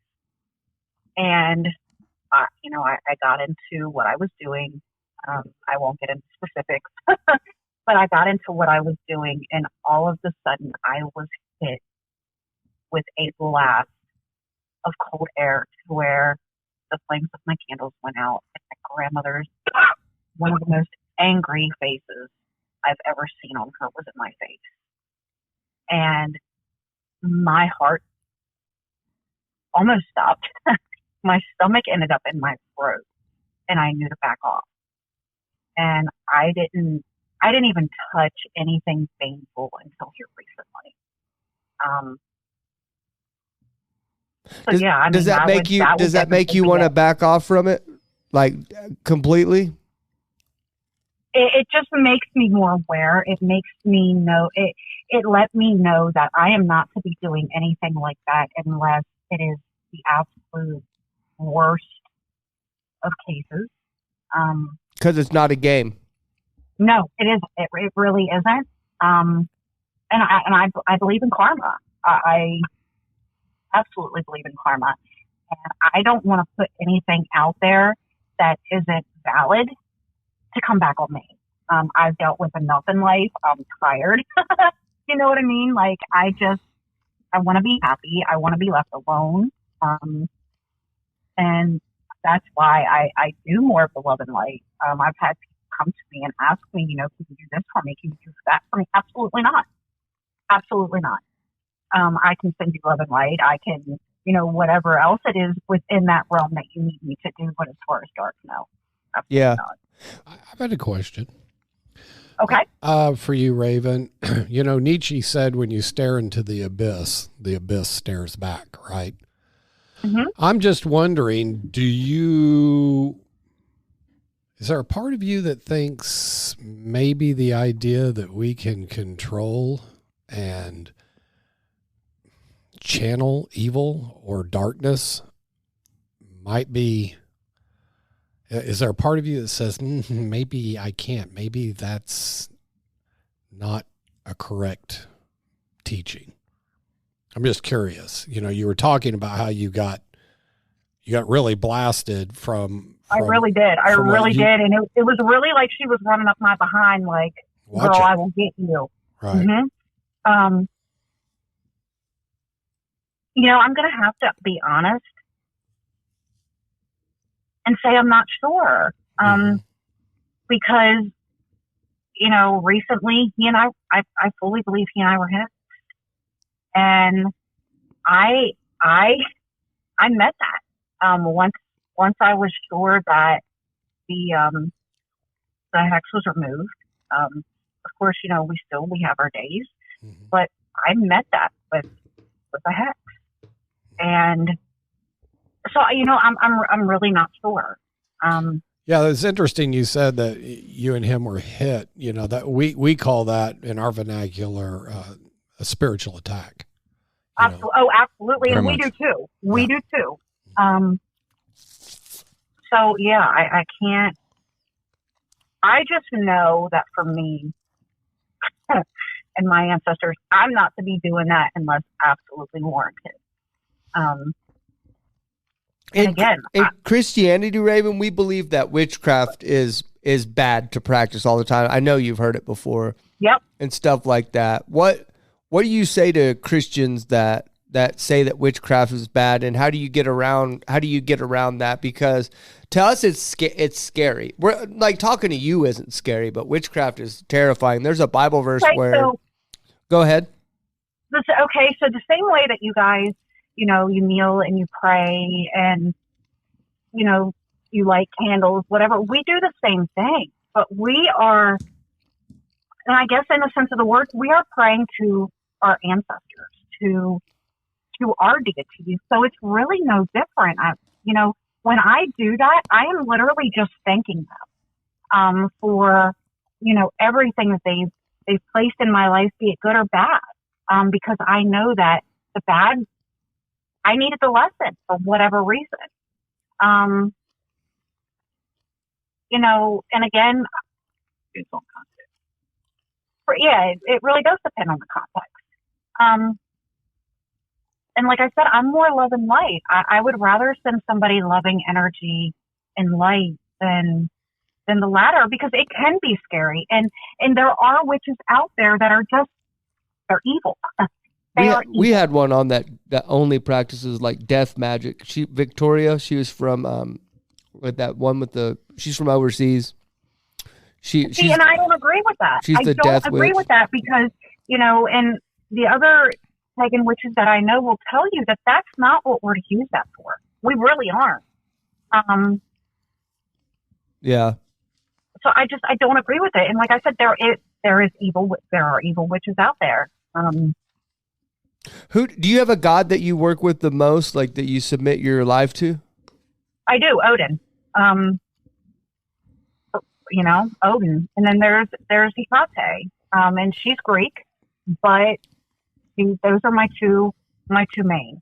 Do you worship them? I wouldn't say worship. I would say, I thank them, and I ask for help when I need it. But to get to worship, no. Okay. And how do you think do you ever see yourself? Do you see it being a possibility to going to Christ fully? Do you even see that as a possibility in the future? No, I don't. Yeah. No, I've been too set in my ways too long, and like I said, I know what I feel and what I get from the deities that I do deal with. And again, my ancestors more so than my deities. Some of my ancestors are my spirit guides. It's more of a spiritual thing I think for me. Still have that relationship. Yeah. And again, just my belief. Yeah. I got you. Okay. We're going to go ahead and start the rounds because these things the rounds are getting to where they take forever and ever. And so I want to start the rounds. That way I don't keep you here the whole day. Okay. No, it's fine. Okay. Let's go to Mark or Angela. You want to go?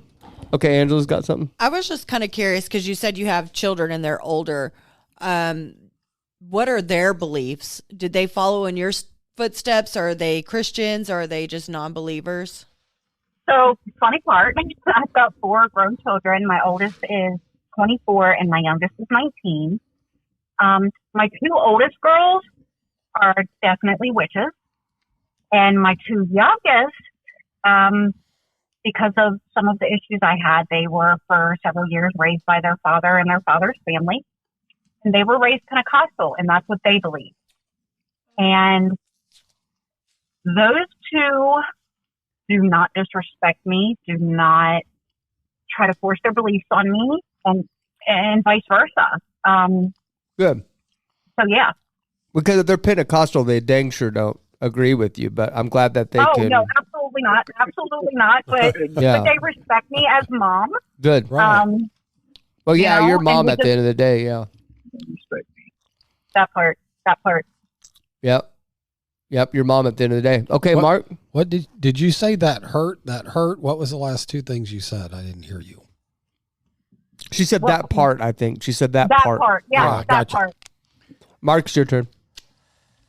It was really cool talking to both you guys. I wish we could have talked longer. We talked quite a bit before the podcast.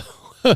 Right. Well, we're generally available if you just give us a heads up. Well, that's good We news. can make ourselves available. It was really nice meeting you and your husband both.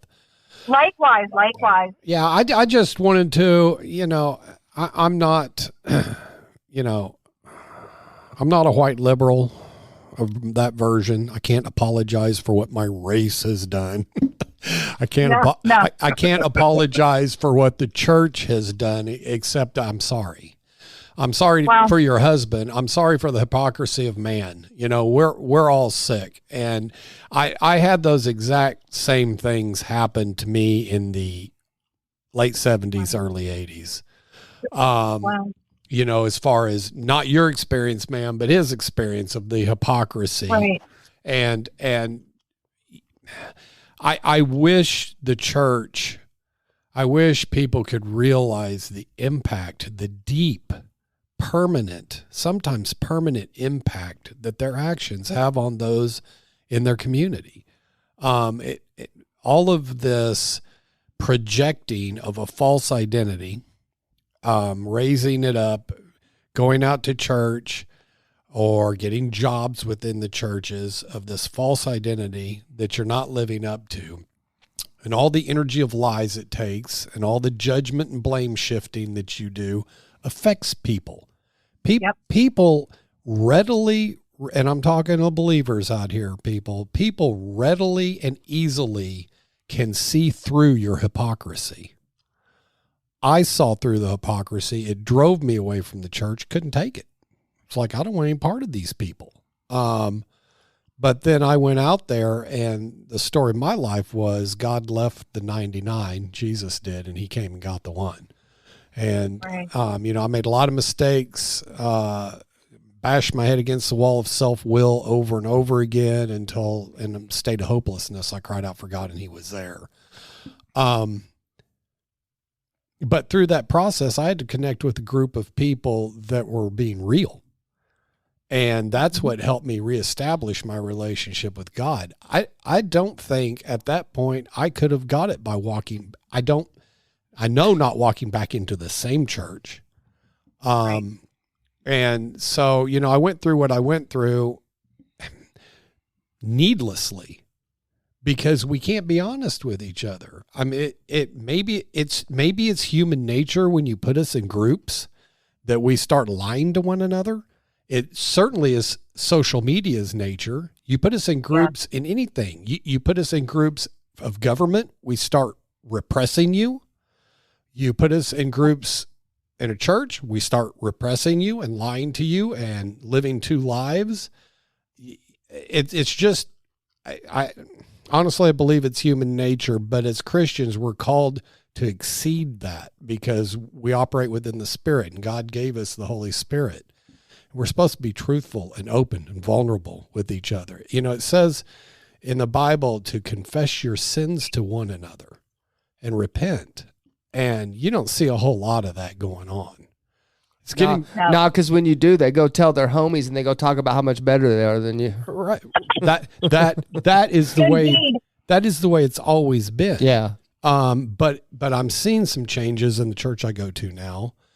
Yeah. And within the community, but I think it's one of the reasons people need to have smaller circles and communities within the church so they can actually, we've turned into these great big mega churches where people sit out in their little bitty specks and there's this huge personality on the screen that tells us how wonderful and awesome life is. Yep. And he never has a bad moment of life because he's such a positive thinker because God has given him everything. And no, that's not real. That's a lie. And that's setting people up for huge disenfranchisement, right? And then we wonder, well, how could somebody run to a different religion? Well, paganism's old. It's been around for a long time. And, where do we want these people to go? We got to do better. So, it's really wonderful talking to you. I have a challenge for you. Okay. You would probably find it very interesting. There's a book called Return of the Gods by Jonathan Cahn. Return of. Oh, did she go away? Somehow we hung up.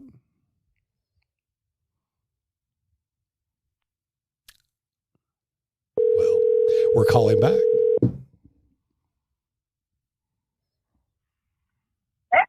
Hello. Hello. Can you hear us now? I can. So it's Return of the Gods by who? Jonathan Cahn.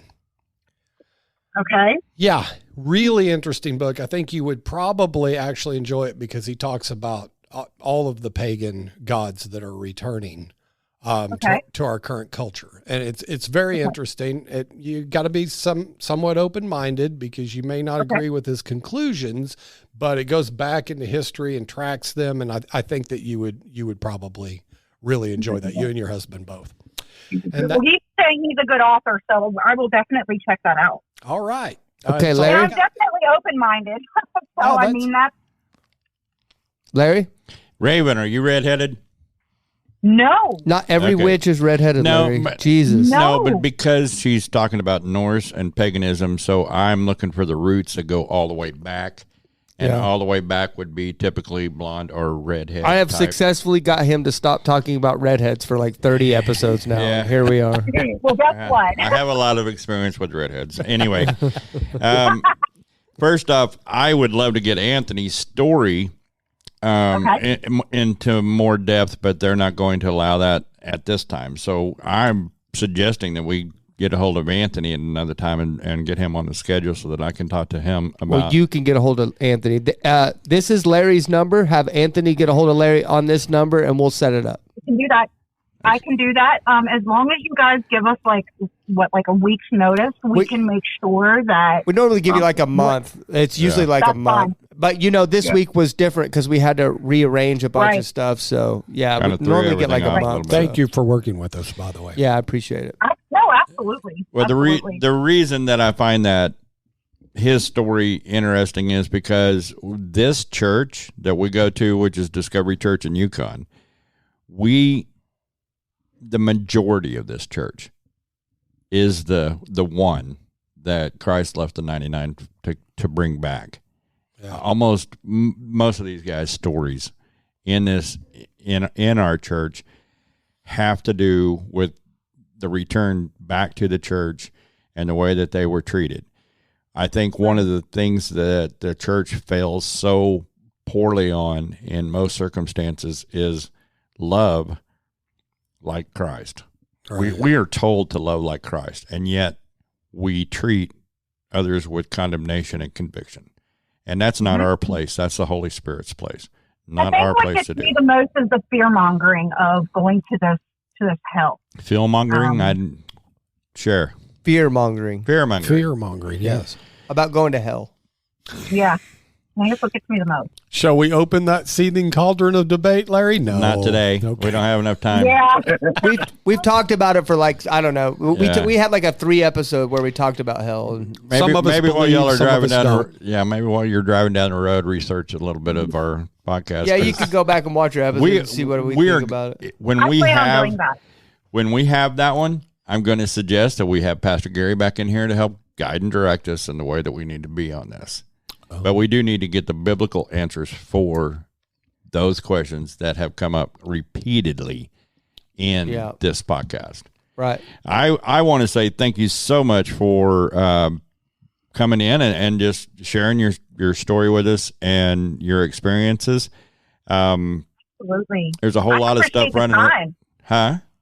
I appreciate the time that you guys took. I was really nervous. Coco kept saying, stop being nervous. You'll be fine. And then, I jumped on here with you guys and I completely relaxed. So I really thank you just for being open-minded and respectful, and definitely. You bet. Well, we are to treat everybody with love. Now, my thing is I typically read a verse for each and every visitor. Yep. Guest. Yeah. Guest. Okay, there you go. Mine comes from Jude 22 and 23. And you must show mercy to those whose faith is wavering. Rescue others by snatching them from the flames of judgment. Show mercy to still others, but do so with great caution, hating the sin that contaminates their life. I'm supposed to love you no matter what. I repeated the same. Do I now, Anthony? And I'm looking over at him, and he's parroting it at the same time. I truly appreciate that. But I mean, we are completely to love each other, and we are. It's not my place. It's not my place to judge you. It is my place to have conversation with you, and since my authority is all based in the truth that I call the Holy Bible, or that you can call whatever, I base everything off of that. So the way that I live should be a reflection of what I've learned in this Bible. And that's what Christ told me to do. I'm not supposed to judge you, but I can correct if I see a brother of mine, which I know, as far as those living outside the church, I'm not to judge them at all. At all. The Bible tells me not to. What it does say is that my brother Zach over here, which actually is more like one of my children now, I am to love him enough to correct him. I am to love him enough to guide him and to give him education when I can, and patience when I need to, and to love on him in the right way, not to judge him and tell him how wrong he is. And there are times that I've had to slap him upside the head to get his attention, and that's verbally, not physically. I've restrained from the physical part of it. But I love my brother because I get to see him grow. Right. When you're in the growth pattern, you don't get to see how you're growing. Just like, I can't tell that I've gained 3 pounds since yesterday, but when I walk in, Zach looks at me and goes, "Oh my gosh, you're going to have to get bigger pants." Yeah, we fully have winter. We have winter Larry in full effect right now. Going on right now. Yes. So, I mean, through that, I am to love him, and I am to correct him, not judge him, but I am to correct him. And we are to love each other as Christ loved us. And by doing that, we have set a precedent in dealing with people who are not believing the way that we are. And it is amazing, Anthony, it is amazing how much we've dealt with church hurt. And that is such a dangerous, dangerous, dangerous ground for the people of churches. We are to be a hospital for broken people. I am a Christian that understands that I am not perfect. There is no way I can be perfect until I stand before the Lord in his righteousness. I can't be perfect in mine at all. And if somebody wants to judge me on things that I do, trust me, I give them plenty. I give them plenty. Yeah. So I love you. Thank you for coming. I appreciate it. And I would love for y'all to reach out and get a hold of me so we can set a time. Absolutely will do. Okay, my turn. So I'll say for this, because I'm in a weird spot right now, and I've talked about it for the last 3 weeks about just where God's put me in this ministry and stuff like that, and I've just had a weird relationship with God for the last 3 weeks, and I've been communicating with him like, bro, what's going on? Why are you putting me in these positions? Why are you allowing me to feel these doubts? I'm in the worst time of my life right now, if I can be just completely honest. I've never felt this down and low and just gross. And I don't like the idea of hell. I don't like the idea. Some of the ideas in the Bible, some of the stuff I read, I don't like. And I'm just being real.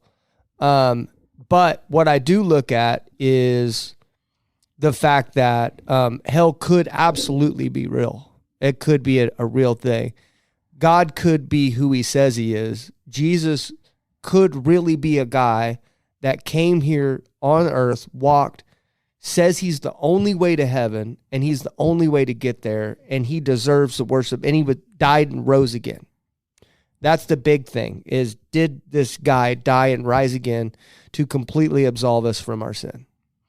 You know, Right. and I look at that, and whenever I'm going through all these things that I'm going through is, could this all be true? And it's, yeah, it absolutely could be. And so it's something that I've been taking very seriously here lately is I really want to look into that, because it means more than anything, honestly.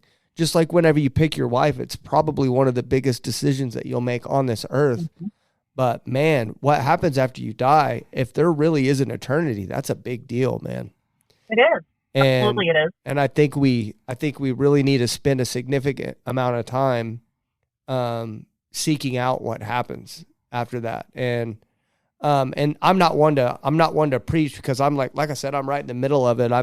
My testimony is still developing. I told right when I started this podcast, someone said, well, I would like to talk to Zach because I'd really like to get your testimony.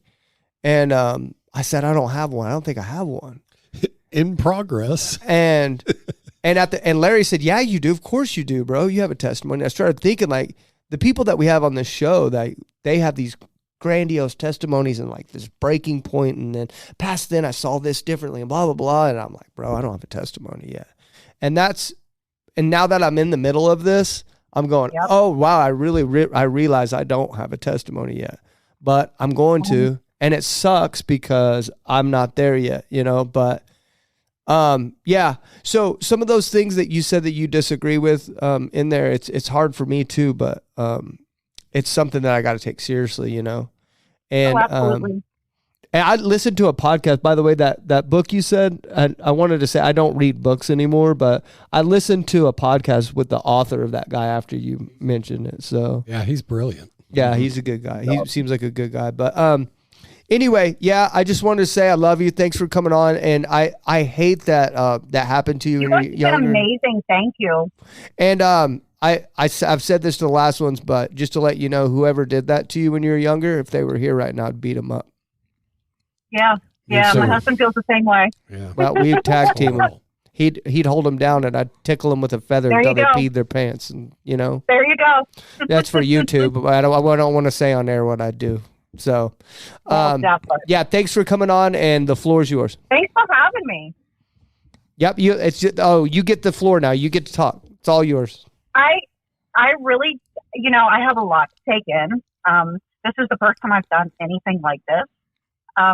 So I definitely, you guys have given me a lot to think about. And I just, again, really just want to thank you for being you, being as kind, open, loving, receiving, non-judgmental as you were. That absolutely means the world to me. With my beliefs and being who and what I am. It's not often that you find Christians that are this accepting of someone, even if they don't believe the same thing. And I just can't tell you guys how much I appreciate that. You thought I was a Christian. I did. But that's it. Okay, thank you, Raven. Hey, by the way, are you from? Because your phone number when I called you from Larry, it says Searcy, Arkansas. Are you from there? So that's where we live now. My dad, love Arkansas. My dad lives in Bald Knob, Arkansas. Oh, wow. Where my dad's family lives around there in Baltimore. Yeah, my dad lives in Bald Knob. I think it's the most inappropriate town name of all time. Yeah. So we agree. I We got, agree. I, I love it. He doesn't like it so much, but yeah, that's it. I've got a son-in-law that is from Arkansas. I got that joke. Yeah, I got it. Yeah, I got the Yeah, joke. it's not Good. appropriate. All right. I have to keep reminding these guys, this is a Christian podcast at the end of the day, but you know. You don't have to keep reminding me. Right. Larry's fine. Larry's the one that sits over there. Guilty. He bashes us over the head with the chair when we get done. Me and Mark are the little teenagers trying to poke the bear, you know, but anyway, okay. Thank you for coming on, Raven. And yeah, I would really like for Anthony to get a hold of Larry and we'll set up a date. Absolutely. Listen, Merry Christmas, guys. Yeah, you guys too. have an amazing weekend. Yes, All right. Merry Christmas Take and a care. Happy New Year. You All right, both bye-bye. be Take blessed. care. Take care. Bye-bye. That was cool. Different. Yeah, it was cool. I mean, from the ones that we've talked to before, she had a different attitude about her. Well, that's what's cool. What I noticed is like I'm getting complacent from doing these shows. I'm getting complacent. It's just kind of what we do now. We do the same thing every show. We talk to the people the same way every show.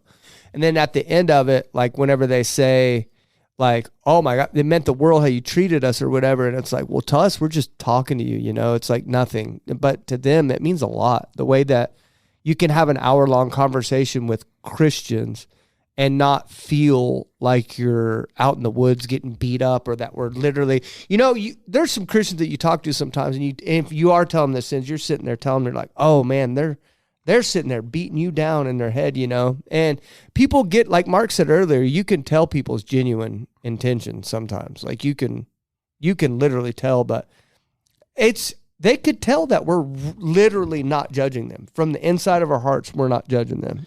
Are you listening? Christians out there, the ones that listen to us, have you grasped, if you've listened for 50, it's been quite apparent to me, our religion has hurt people. Yeah. And not only has it hurt people, the way we practice it, I'm probably just as guilty because I'm a human, but I try not to be. We got to do better because we're driving people into the arms of the adversary. That's deadly serious. Maybe that's a part where Jesus is talking about the false teachers and those that will come before him and say, Lord, Lord, I did all this in your name. And Jesus is going to say, depart from me. I don't know who you are. You know why? Why? Because they were so wrapped up on the religion side of it that they didn't have a relationship with Christ himself. I don't know what's going to happen, but it's really hard for me to believe that someone is going to sit there and dust their hands off and not worry about witches and be like, have fun in hell, buddy, and not talk to them, and then get to heaven and be like, do you see how I talked to those witches, bro? Yeah, we got them, God, didn't we? I don't think God's going to be like, yeah, bro, get in here, bro. F those witches. No, that's not how it's going to work. I don't. I shortened it. I shortened it to F. No, I don't. I don't think that's the way it's going to go. No, I think they'd say like, what are you talking about? That's I created that. Depart from me. Yeah. The fact that you didn't spend time like that, it was easy for you to walk away from that witch. Trust me, we all know it's not easy going into that. You don't think we get spiritual battles for going into this? It's hard. And you punks that are going in there and just washing your hands and going back and thinking you're going to go up and high five Jesus for being crappy to non-believers, you're wrong. Do the hard thing. It's hard. It's hard to love people that don't believe the same thing. It's very hard. One of the things that you mentioned earlier was the attitude of our, and I'm using the word correctly this time, the leadership, our pastors, Pastor Gary, Pastor Kevin, Pastor Martha, Pastor Joseph, Pastor Ben. That is the definition of the leadership in today's understanding. I find it intriguing and much refreshing that they actually lead by servitude. Yeah. This is not one where they expect to be lifted up above everybody else, because they're not. Yeah. They have that understanding that they are the same as us. They battle. Look at Pastor Joseph every week. Yeah. Pastor Joseph is on a different instrument every week. Like, he fills in when there's lacks. I mean, like, and then, you know, like me and Pastor Kevin, I don't talk to Pastor Kevin also, hardly. by the way, Joseph's also one of them that does all the lights and stuff. Yeah. I mean, I come in here. I've come in here and watched him on a scissor lift up there actually putting lights together. He's built things for displays and you know, stuff like that too. I don't talk to Pastor Kevin hardly ever, right? But you can see what his leadership has trickled down to do to everybody else that's in this church, because just what the precedent he's done in the church is just overwhelming. Like I said, I was one of those people that was just as sketched out of church as anybody else. And I've been here for well over a year now, maybe a year and a half. Are we on 2 years now? No. Oh, March we're on, will be. We're March, on you're on year 2 here now? Yeah, so March will be March will be 2 years that we've been here. Okay, cool. Yeah, or at the end of February or something like that. But anyway, yeah, it's so like just the fact that like I've never one time ever felt the feelings like, oh, I was going to tell you, Oops. my daughter, Flip the switch. my daughter, no, it's along the same lines. What I was talking. My daughter had a like little dance recital thing at a Baptist church last week. And I walked in there and bro, I got PTSD. It smelled like my Baptist church growing up. And I go, ooh, man, I got instantly uncomfortable. I wanted to leave there. I brought back all the feelings from that. And I was thinking like, bro, like I have a lot more church hurt than what I realized growing up. Because if you got to think for a guy to swear off church for, 20 years or whatever, like you were not going to catch me dead in a church. Well, just the mere fact that you had a trauma response Yeah. like that says something. It smelled. I told her, I said, this smells Amazing. like, I told her as soon as I went in there, I said, this smells like my childhood church and I want to get out of here. Like, I do not like the way my family was treated, my sister. I don't like the way I witnessed people in leadership positions not be who they said they were. I don't like that. That's why like whether you guys like it or not in this room, Mark, Larry, and even you, Angela, you guys are in leadership positions now. We may have just started a podcast, but there are people that are watching this that are expecting you to be what you say you are. And we sit here and we talk on the show for 2 hours, and there are people that are looking at you. Come walk with me.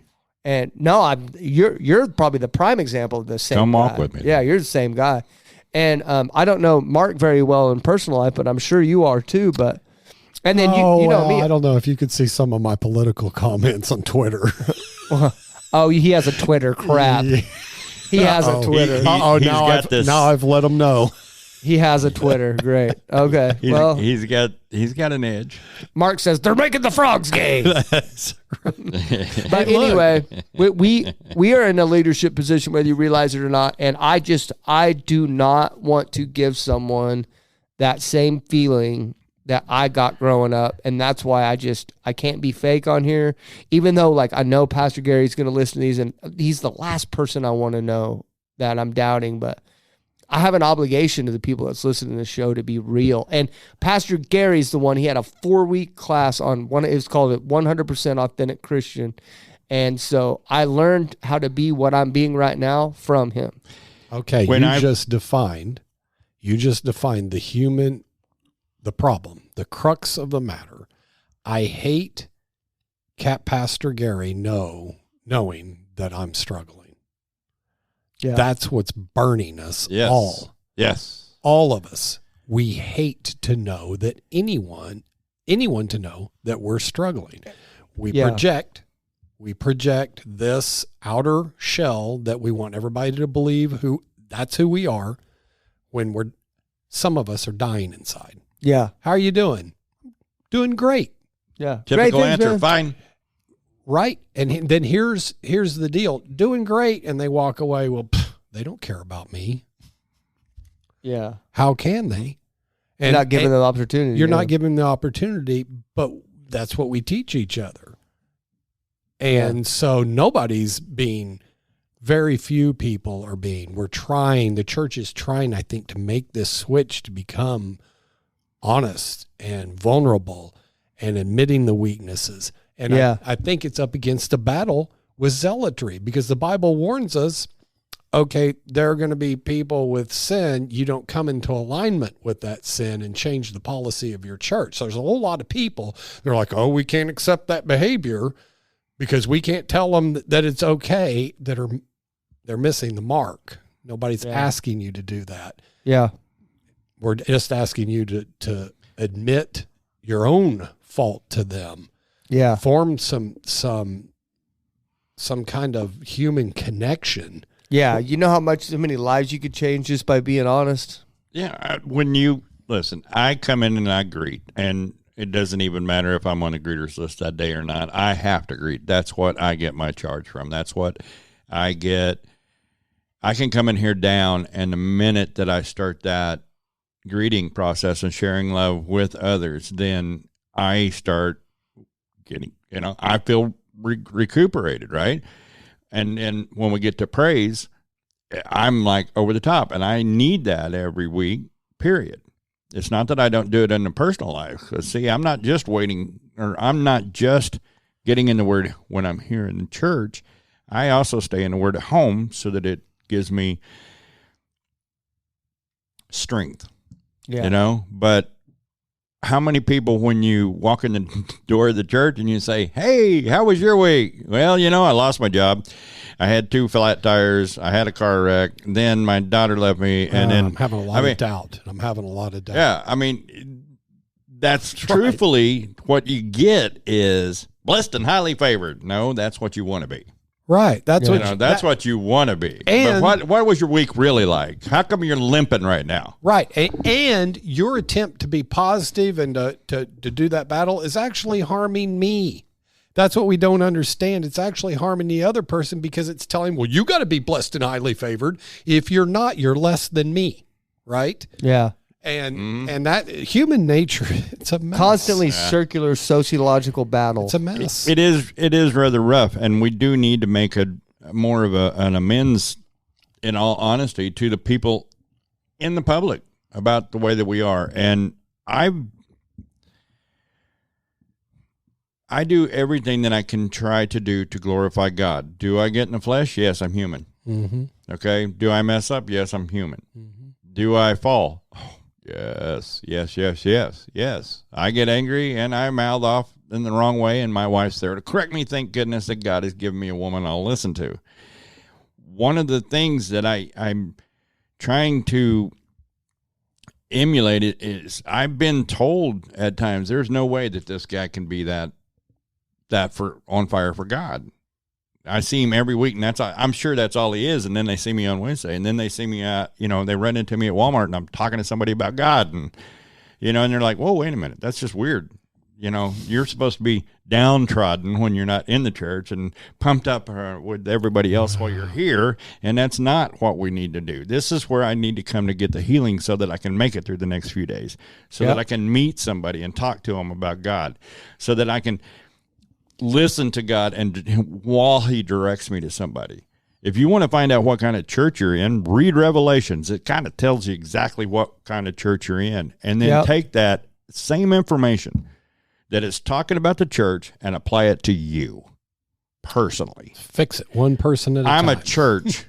There you go. No matter where I go, I am a church of the living Jesus Christ, and I am to represent him in everything that I do and everywhere I go. Amen. Perfect place to take us out. What do you think? Jesus loves you, and so do I. Thank you for watching and listening. We are out. Thank you for watching or listening all the way to the end. To be a guest on the show or to get a hold of us, please contact us at info@helpmyunbelief.org. And more importantly, make sure to check out new episodes every Tuesday morning at 9 a.m. Central.